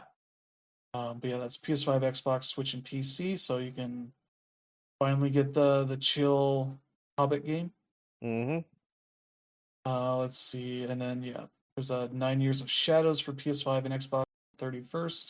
Yep. Which is a Metroid kind of game that looks really nice. I think it's been on PC for a couple of years. Yeah, PC and Switch, and then now it's coming to PS5, PS4, Xbox Series X and S, and Xbox One. So that one's looking pretty nice. And then yeah, there's Eartheon, which is a Genesis shmup that was kickstarted a few years ago. That's finally coming out. Mm-hmm. And it'll run on a Genesis, and also you can get PlayStation, Xbox, Switch, and PC versions as well. With a soundtrack done by Yuzo Koshiro. Mm-hmm. So yeah, lots of good music there. Then also on that day, Ninja Gaiden Ragebound, from the studio that made the Game Kitchen. Oh, I forget what their other game was. Blasphemous. It's that studio. Yep. They also have a soundtrack that's been worked on by a bunch of guest composers as well as people some of the original games. So Mm-hmm. that seems like it should be a pretty good game. It Mm-hmm. has looked good whenever it's been shown. So there you go for that one. Spy Drops is also out on Switch and PC on the 31st. This is a Metal Gear Solid style game. And I mean, the original PS1 game, they're very much making their homage to that. Yeah, that looks pretty nice. So that'll be one to check out. Mm-hmm. Let me see. And the last one here for the month is earlier. Yep. So that'll be available. And yeah. What are you looking forward to this month? Honestly, if I had a Switch 2, I'd be looking forward to Donkey Kong Bonanza, but I don't have one yet. So that'll have to wait. Obviously, I'm already playing System Shock 2 right now, and I will have my review ready for when it's ready to go. Wildgate actually looks pretty interesting, and I kind of hope it ends up working well, because it looks fascinating and it looks fun to play. Yeah, probably Ninja Gaiden Ragebound as well, because I've played both the Blasphemous games and loved them, and I want to play more of the stuff that studio's putting out. Plus, it just looks rad as hell. Yeah. How about you, Dinner? Yeah, I mean, like obviously, well, half the month is already out. Really enjoying College Football 26. Real quick about Mecha Break, I met the PR coordinator for that during Summer Game Fest, so that's definitely on my radar. I haven't just given it a chance yet, though. Tony Hawk's Pro Skater 3 and 4, I'm also playing. Patapon 1 and 2 replay totally crossed my mind, but considering we got remasters for those a few years ago, it's not really high on my list. Obviously, I'm looking forward to Donkey Kong Bonanza. Funny story, this morning I actually walked to Target during my daily walk, and it's about a mile and a half away from here. I walked there, I saw that the Target there had 2 Switch 2s left, and it's been reported that a bunch of Targets and their demo kiosks have Donkey Kong Bonanza, and mine didn't. It was just a trailer, so I was a bit disappointed, but I got my walk in, whatever. Shadow Labyrinth is a game that I'm very interested in. I unfortunately couldn't make an appointment during Summer Game Fest, so I'll definitely keep an eye on those reviews. Monument Valley 3 looks cool, although I've never played any of the other two. Wheel World, I also played during Summer Game Fest. Well, not Summer Game Fest. I played during GDC, and I enjoyed that a lot. There's also Mario Party Jamboree Switch 2 edition. I'm really loving what you can do with the mouse controls, so this is definitely a game that I'll enjoy. No Sleep for Konami Date from AI Insomnium Files is definitely on my radar, but it's not something that I want to get right away. Tales of the Shire also looks nice, another game that I played at Summer Game Fest last year. But yeah, like the last two that I'm really interested in are Ninja Gaiden Ragebound. I am definitely going to get my hands on that in day one. And Time Flies also looks really, really fun. So yeah, I'm looking forward to seeing more of that coverage. Overall, July is a really strong month. But yeah, like if I were to just narrow it all down, I'm already playing college football on Tony Hawk, and then there's going to be Donkey Kong, and then you got to go all the way down to like maybe Wheel World and Ninja Gaiden and Time Flies as far as my day ones. But it's definitely a really strong month, and there is no shortage of stuff to play. Yeah. Yeah, for me, I already have college football. I was about to buy it before I got a code. So I have credit to spend on other stuff, so that might end up going towards Golden Tee Arcade Classics and Shadow Labyrinth for this week, but I'll also be getting Donkey Kong Bonanza for that, and then maybe getting Wheel World later this month, and maybe Achilles Survivor, though I think I we'll probably end up getting a code for that later this month. So yeah, some nice stuff there. Maybe stuff I would get like Time Flies, maybe Ninja Gaiden when they go on sale later this year. But yeah, some nice stuff there. August is similarly busy as July, but not right away. The only games at the beginning of the month is Wander Stars on the 1st for Switch and PC, which is a turn-based RPG with a lot of anime style to it that looks pretty neat from what I've seen here. So the name keeps making me think it's a mobile game. I feel like there's been mobile games with similar names to that. And the way I'm like, oh, they're bringing that to consoles now? It's like, oh, wait, no, it's not that. So there's that. Then the 5th, we've got Demon Slayer, Kimetsu no Yaiba, Hinokami Chronicles 2. They're making another one of those games, kind of a action-adventure fighting game kind of thing. Yeah, for PlayStation, Xbox, Switch, and PC. As another Cyber to Connect 2 game, so that's one you can check out in August. Also out is Turbo Kid, which is a weird game. So it is a Metroidy game based on the movie that came out a handful of years ago, Turbo Kid, which is, I think, like an indie movie kind of thing that probably nobody's heard about, but this game looks pretty nice. Yeah, like a very gory Metroidy game. We play as a Turbo Kid. So yeah. There's that. Let's see, on the 7th, there's Gradius Origins, another Konami collection. Hopefully a good one for PS5, Xbox, Switch, and PC. That'll be looking pretty nice. It has Salamander 3, Gradius, and a number of different versions of that. Salamander, which was Life Force in North America. And there's also the Japanese version of Life Force, because it decided to bring the changes that they did in North America to Japan. Yep.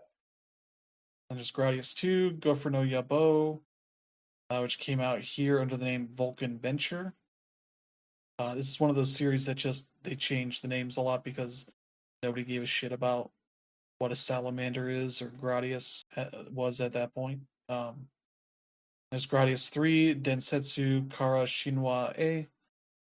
I don't think came over to the West. This will be your first chance to check it out officially. And then Salamander 2, the Japanese version, with all the kind of stuff you would expect to be in here with quick saves and quick loads, rewind, easy modes, invincible modes, training modes, rankings, all that kind of stuff. So that looks neat for your retro stuff.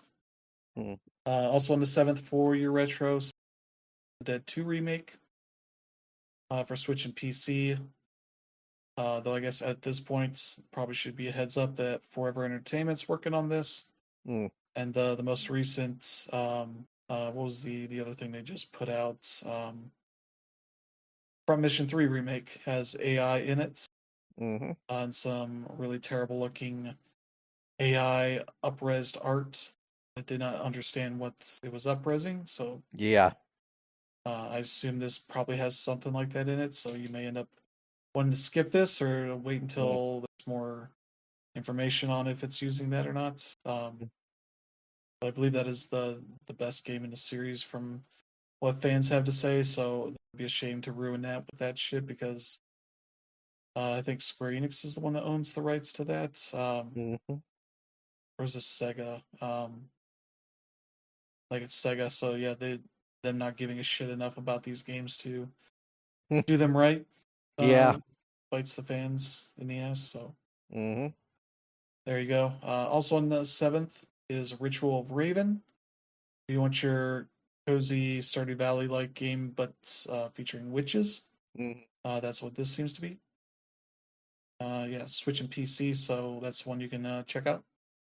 I come from Team 17, so there you go. And then on the last game of the week, on the 8th, Mafia: The Old Country, which is looking like a nice looking game. Yeah, it's story focused or campaign focused game, so Yep.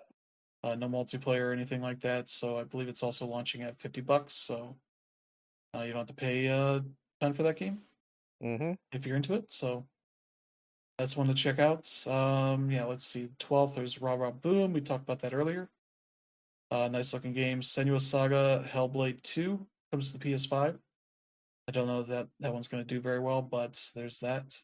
As well as the remaster of the first game for PS5. So people that own the original on PS4 can check that out. Then on the 14th, Dragon Drive for the Switch 2, Nintendo's first original game, I guess. 3v3 wheelchair basketball game, essentially using both Joy-Cons as mice, which seems like a neat idea. I don't know how it's going to feel playing it, but that'll be available. It's $20 for that. Also, on the 14th, there's Madden NFL 26, so you can check that out. That'll be on the Switch 2 as well for your football entertainment. Also, the 14th is Midnight Murder Club, PS5 and PC. That was in early access earlier this year and is hitting 1.0 on August 18th. That's a Sony game published with Bellin Studios, who made a bunch of different things. And they made Knockout City and Mario Kart Live, the little RC car racing game thing. So it looks like that's a neat one of those games. Let's see what else. On the 15th, there's Bendy Lone Wolf. Yep. Which is a new game in that kind of spooky game series. Yep. That'll be on PlayStation, Xbox, Switch, and PC. Also on the 15th is Off, the formerly fan-made game that took a lot of influence from Earthbound, but does its own bunch of weird meta stuff. And you could potentially consider this an influence on Undertale. They have a prologue on Steam now. If you want to check it out, it'll be on Switch and PC on 15th. So that looks really interesting. Yeah, definitely. I'm probably going to look into this myself. Yeah. Let's see. For the following week, Delta Force on the 19th for PS5 and Xbox. This is a game in the vein of like a Battlefield or Call of Duty, but kind of doing its own thing. One that I've heard is maybe building up some momentum. People are starting to like it, maybe thinking it's going to fill the gap that Battlefield has left for the last handful of years. So we'll see how that one goes. But also on the 19th is Sword of the Sea from Giant Squid. Very much another one of those games, but that'll be on PlayStation Plus Extra at launch. So I'm looking forward to that one. On the 20th, Black Myth Wukong comes to Xbox. As the conspiracy that it was a PlayStation exclusive that Sony didn't pay for, but Xbox thinks it was, and then all that weird shit finally ends, I hope. But I don't know. People can finally play it on an Xbox. And then on 21st, Discounty will be out. It's like discount with a Y on it. This is a management game where you're managing a wholesale store. Yep. PS5, Xbox, Switch, and PC. Looks really neat. Yeah, they have a demo out now on Steam. You can play the first part of the game. Yep. Also on the 21st is Grit and Valor 1949.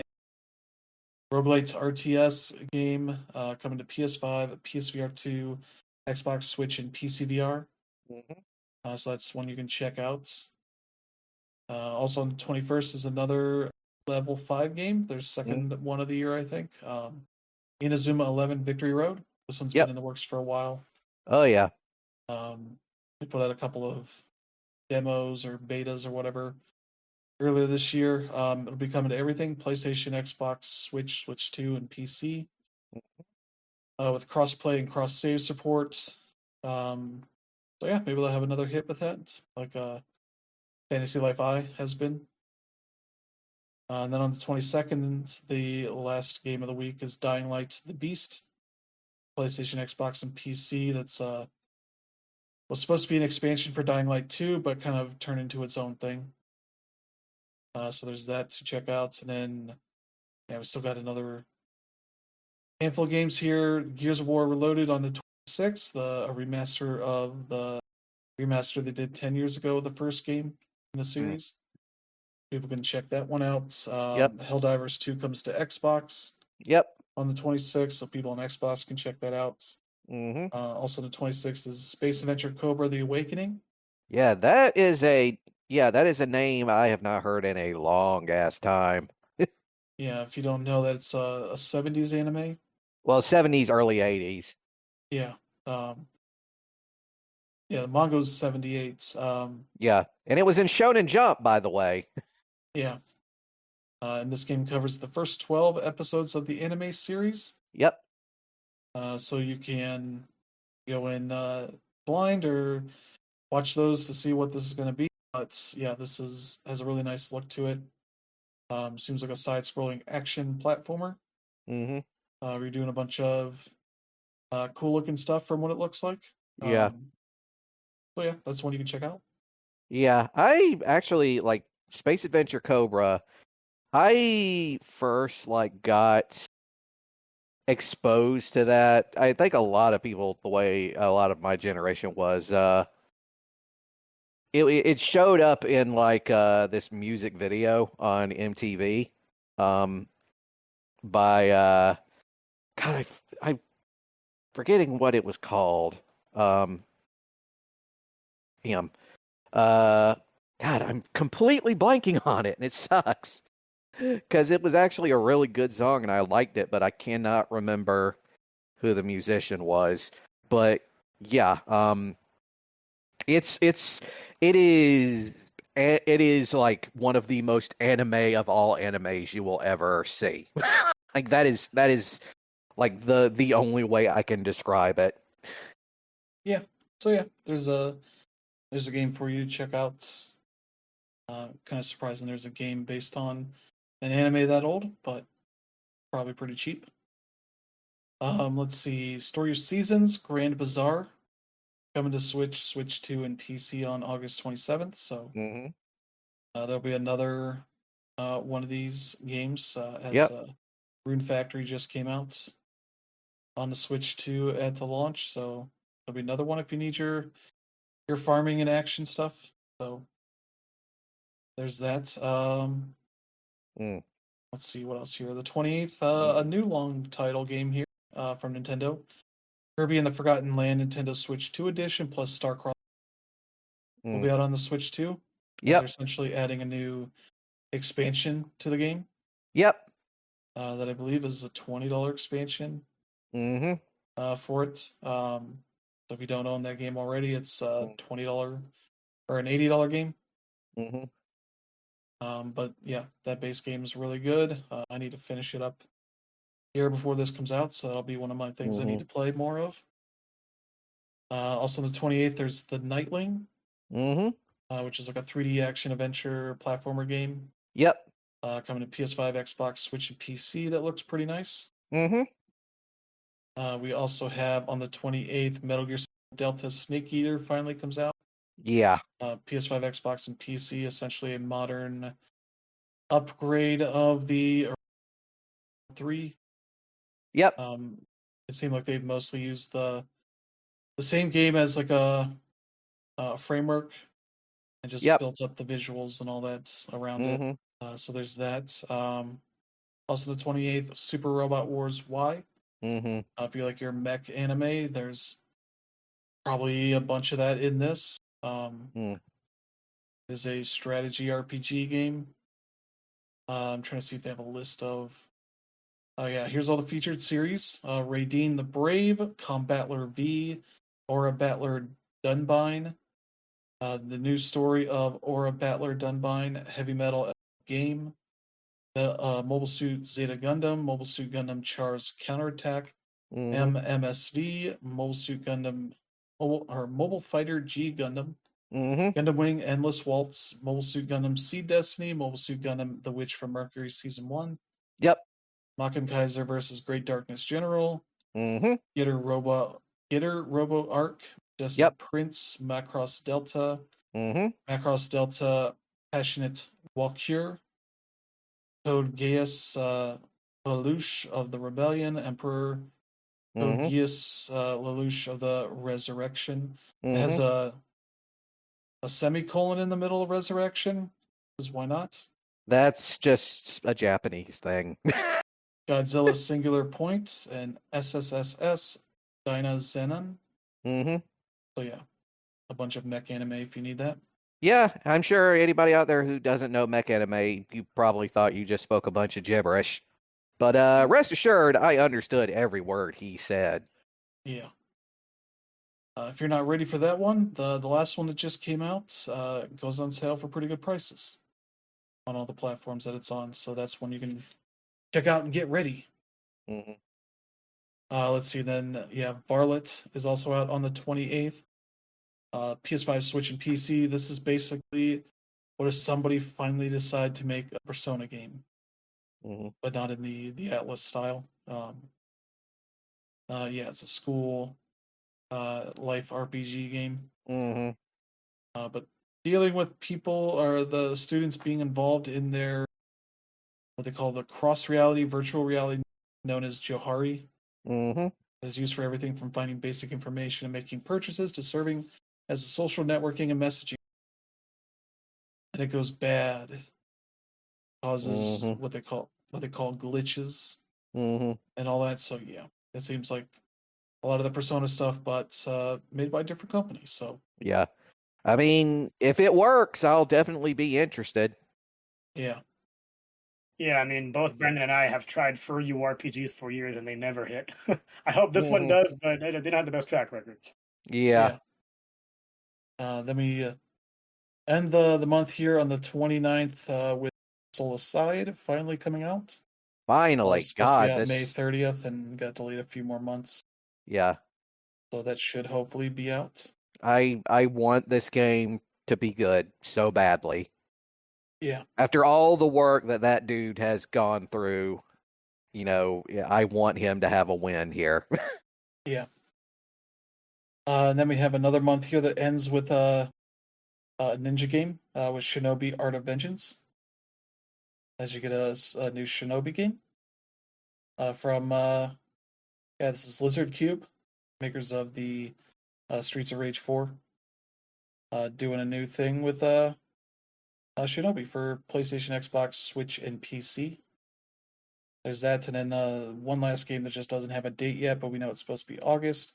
The Rogue Prince of Persia. It's supposed to be coming out of early access and to 1.0 sometime this month. So that's the last one there. So yeah, Brandon, what are you interested in here? Let's see. Mafia of the Old Country definitely looks interesting. Wonder Stars, I might take a look at that. Off is definitely something I want to look at. Let's see. I've already played Helldivers 2, obviously. The Nightling looks kind of neat. Varlet, if they manage to pull it off, I would be interested. And also Lost Soul Aside, just because I want to see how that game turns out. Yeah. How about you, Danner? August also looks pretty stacked, but as you mentioned, not really that much at the top. Although I will say Wander Stars looks good. I learned about that game a few days ago. You guys know. And then Demon Slayer, Comic Chronicles 2. Played that one at SGF. That preview was actually our most viewed article of the year because Demon Slayer is just that big of a fandom. And these games are kind of a guilty pleasure. Like, there's nothing special about them, but it's always cool just going through those anime scenes over and over again. And that's definitely one I'll keep an eye on, but I probably won't get that one day one. So as far as day one purchases, I'm going to go all the way down to the middle of the month, and I'll talk about Madden. For all the reasons you would expect, I am a football junkie, so Madden I'm automatically going to buy. Dragon Drive looks pretty cool, although I've heard that it's really, really tiring. And then from there, we take a few days, and Sword of the Sea is probably one of my marquee titles of the year, just because of how much it looks like Journey. That one looks great. And then you got to go a little bit further down to Metal Gear Solid Delta Snake Eater. Like, I wonder how that'll be. Like, this is a game that looked amazing when they first showed it, but the later trailers, in my opinion, haven't been all that nice, at least visually. I do want to go back to Kirby and the Forgotten Land to try out the Star-Crossed World, but I don't know if that's going to be a day one purchase for me. We talked about Varlet just now. As Brandon mentioned, I really hope Lost Soul Aside ends up being cool. I really see that game having its main problem being like it's probably too close to a PS2 game, and if that's going to be the main reason why it gets the scores it does, then I would call that a success. So I would hope this game sells at least half decently. And then yeah, ending the month with another ninja game in Shinobi Art of Vengeance. This is also another game I played at SGF, and I enjoyed the heck out of it. Although I will say that it's going to be a little bit divisive because that game is more of a Metroidvania than it is close to the original Shinobi, just because it's more about melee and just combining your attacks that way, whereas the original Shinobi games were really all about throwing shuriken. Yeah, it's another stacked month. Not as much, but at the same time, like I need a little bit of a break. So still looking forward to it all. Yeah. For me, probably some more of the older stuff for this month. Gradius Origins looks pretty neat. I might check that out, or maybe I'll just wait because the Konami retro collections tend to go on sale for big discounts after a year or so. But I might be interested in checking that one out. Yeah, Dragon Drive I'm kind of more really curious about, but I'm not really committed to making that a big multiplayer thing I want to play. Off looks really neat. I might check that one out. Sword of the Sea I'm excited for. I'll be checking that out on PlayStation Plus. Yeah. Yeah, Discount might be one I also check out as well. And yeah, Kirby and the Forgotten Land I'm excited for, so I'll be hopefully ready for that one. And yeah, I think that might be it for the most part for the month, but yeah, some nice stuff there. And September's later, 2 months out, and not as many dates have been finalized for that yet. We start here on the 3rd with Hirogami. That got announced during the Summer Game Fest. Yeah. During that PlayStation State of Play, where they it's another Bandai Namco game that'll be coming out. Yeah, September 3rd for PS5 and PC. That looks pretty nice with the style to it and all that. So that looks nice. Hell is Us is on the 4th for PS5 and Xbox and PC. That is a big third-person action adventure game with some nice looking stuff to it. Yeah, definitely one of those games I've been keeping an eye on. Like, this is one of those things that's right up my alley, just because of how odd it is. Yeah. Then we got on the 5th, Daemon X Machina Titanic Scion for PS5, Xbox, Switch 2, and PC. For your mecha action game. This is one of those kind of things. Also on the 5th, we got Everybody's Golf Hot Shots for PS5, Switch, and PC. The new game in the series being handled by somebody other than Clap Hans and Bandai Namco publishing it. And also we know that there's AI in use for it, so people have not been happy to find that out. So yeah, that one's kind of up in the air. Let me see here. Also on the 5th, there's NBA 2K26 for PlayStation, Xbox, Switch 1 and Switch 2, and PC. The Switch 2 version will be on par with the PS5 and Xbox Series X and S versions, with all the new content that they're adding to that. I think there was some confusion over that, but I think it was people seeing the official site for the game that they hadn't updated their FAQ on that stuff yet. Yeah. But yeah, that'll be on par with the others. Let's see. Also on the 5th, Shoot in Order This is a new game from Kazutaka Kodaka.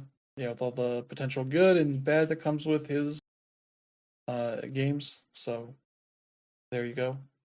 Mm-hmm. Also on the 5th, there's Terminator 2D No Fate. Mm. So speaking of old properties that are randomly getting games, Terminator 2 game based on the movie.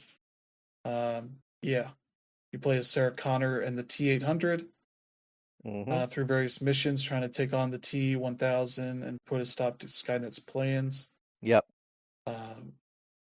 Very weird to have that be a whole thing, but that is a great movie. So if they can do some justice to that, so that is an interesting thing. And yeah, this that's a studio that has done beat 'em up stuff before, so we'll see how they do on a side-scrolling shooter Mm-hmm. kind of thing. Yeah, it looks really nice, at least from the art that the stuff they put out. Mm-hmm. Very much looks like what if somebody made a Super Nintendo game for this, but with all the increased quality that you would get from a modern version of that. So yeah.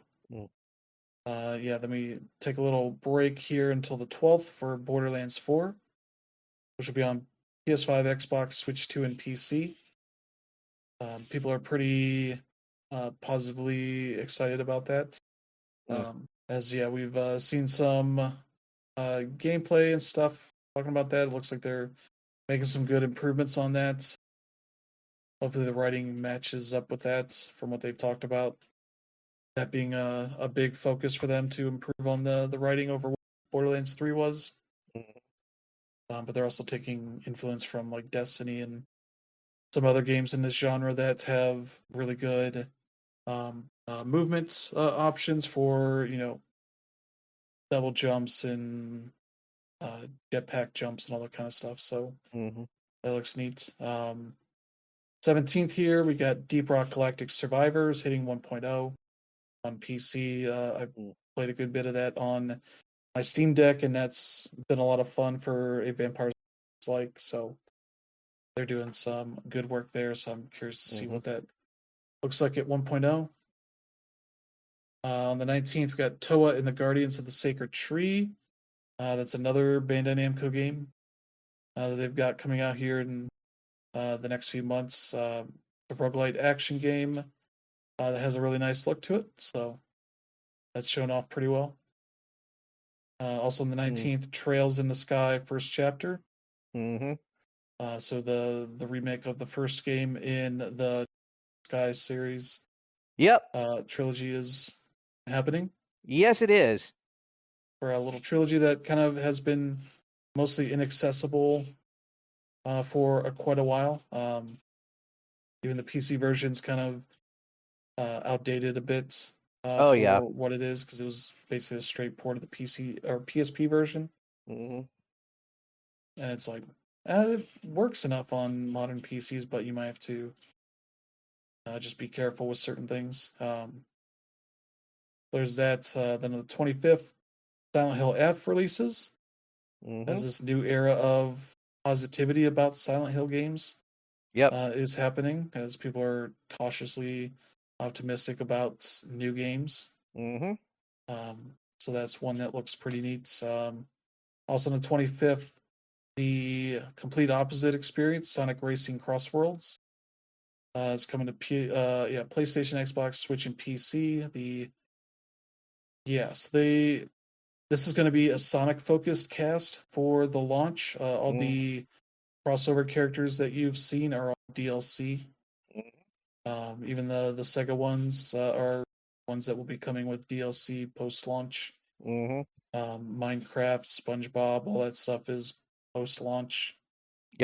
So that stuff is, despite the way they've been promoting it, it is not necessarily going to be there at launch. The stuff they're adding for pre-order bonuses is Sonic Unleashed. Sonic the Werehog going to be available there at launch. Switch 2 versions coming later at some point.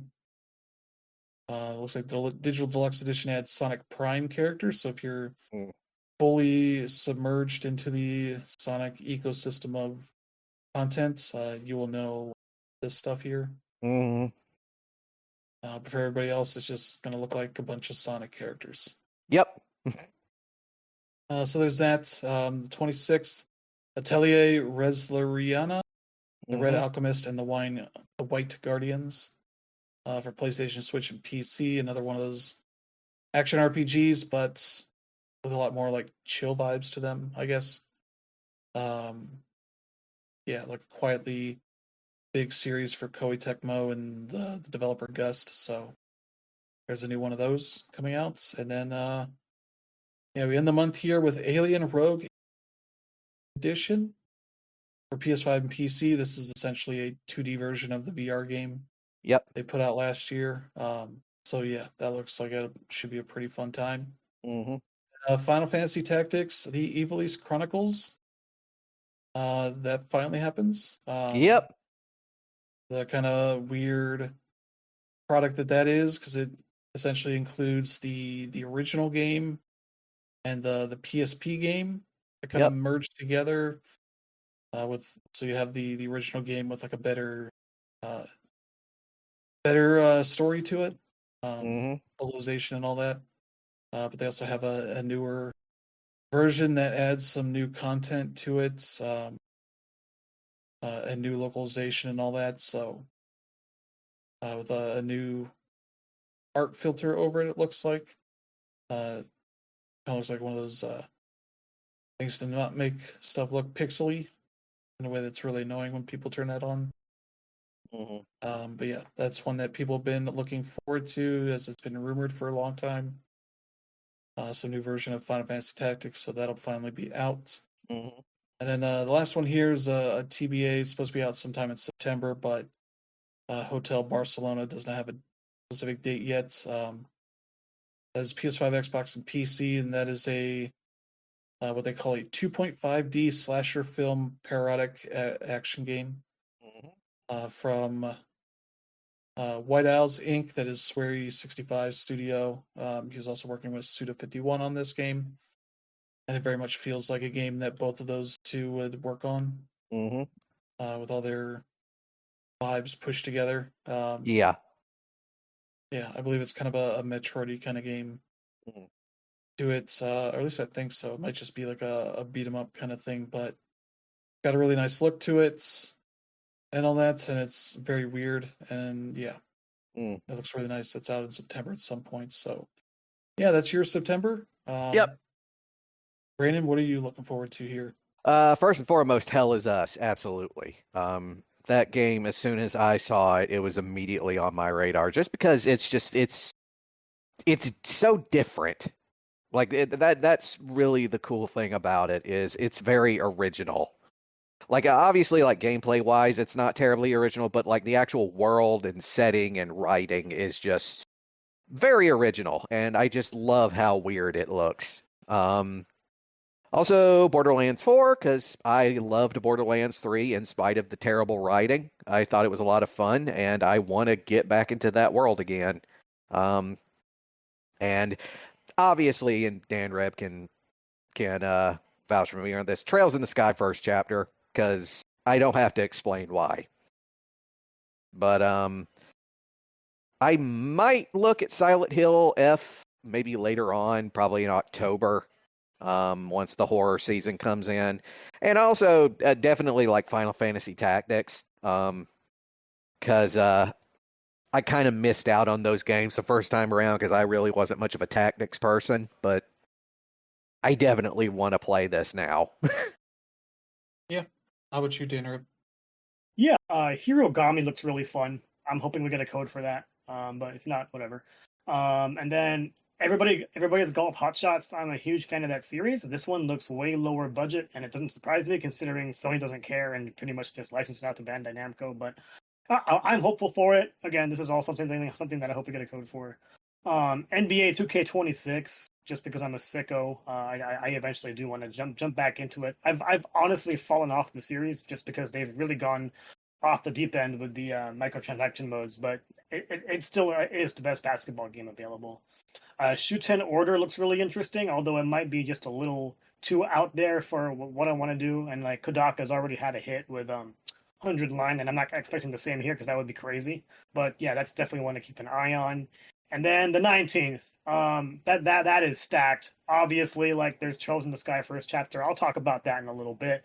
But Toa and the Guardians of the Sacred Tree was probably one of the biggest surprises that I played during Summer Game Fest. I'm not big on roguelites at all, but this one was one that I really enjoyed. We only had about 15 minutes to play that game, and I enjoyed like every second of it. Like you actually end up controlling two characters, one being a sword user, one being a magic user, and you have to pretty much like use them in sync as you just go through all of these Hades like levels in order to get to the end. And yeah, I was able to beat the boss, and as soon as I beat the boss, the demo was over. So I'm looking forward to hopefully getting my hands on that one.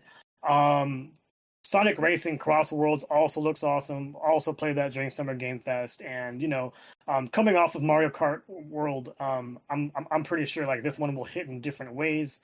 I really enjoy the fact that it does cross worlds once you get to the final race in each Grand Prix. So yeah, that one's going to be really full of action, and I think this one has crossplay as well, so that'll be cool. And then, believe it or not, I'm just not really that big into Final Fantasy Tactics. But then again, I haven't really given it its full try, so I don't know how much time I'll have, considering Trails is going to be a big one. But yeah, there's that. And then Atelier Resiliana. I think you mentioned it's a action game. It's not. I think they've added a little bit more elements to make it feel that way, but ultimately it's still a turn-based game. And one of the reasons why I'm just not into the series is just because the potion and crafting is just too much for me. Ryza did a solid job at really simplifying the whole method, but it's still like overly complicated for my own taste, and it's really unfortunate because this is a series that I really want to try to get into. But yeah, just taking it back to the 19th and Trails in the Sky first chapter. This next to Expedition 33 was probably my most anticipated game of the year. Everything is looking like it's hitting on all the right levels. The visuals have been redone.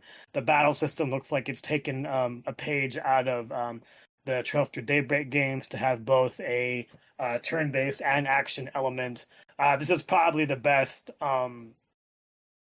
protagonist in the entire series with Estelle, and I'm hoping it looks like, I don't know if it's the case, but I'm hoping that this game is fully voiced because they do have a hell of a voice cast, and it would be a waste to just voice just a few scenes. I'm not saying I want every NPC saying something, but I definitely want all of the cutscenes to be fully voiced because it would really add to the atmosphere of this game, because what it was able to do in 2D, going 10 years back, and the fact that it hasn't really aged too much is that just a testament to its quality. And I'm hoping first chapter can really just bring all this back and really bring, I don't know about bringing this game to the mainstream, but the whole thing about Falcom making this a worldwide effort is definitely something to take note of.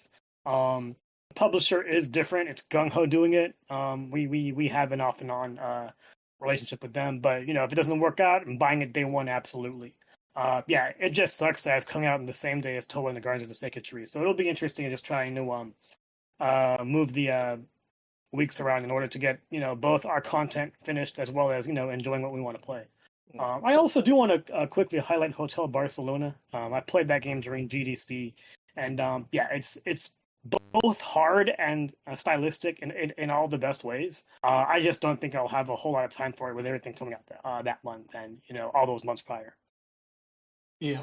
For me, probably Hirogami is a nice one to start off the month.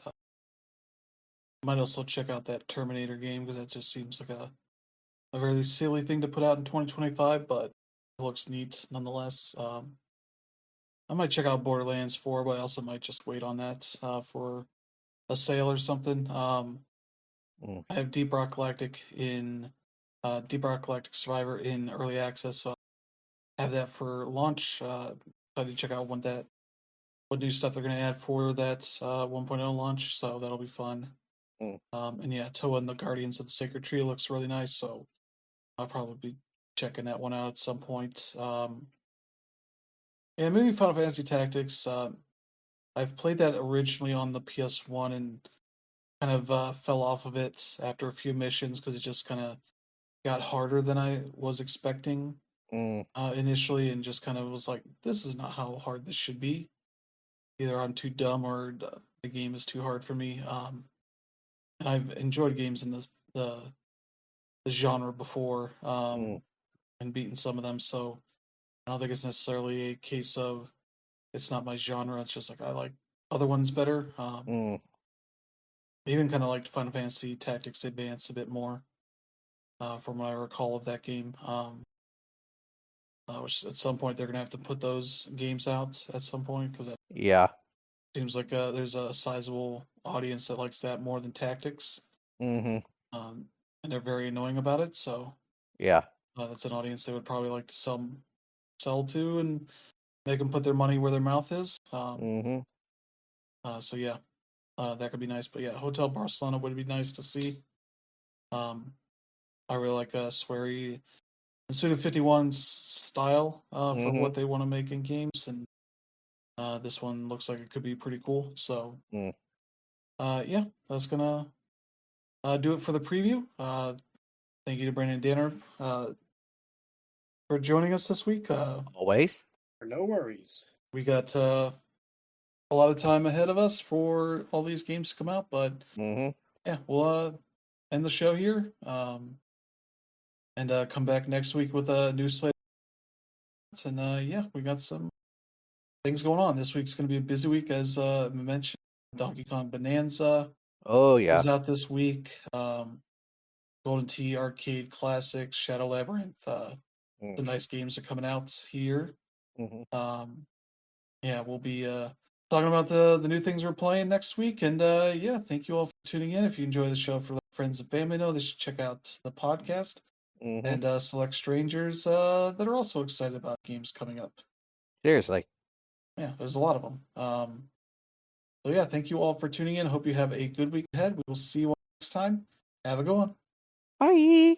See ya.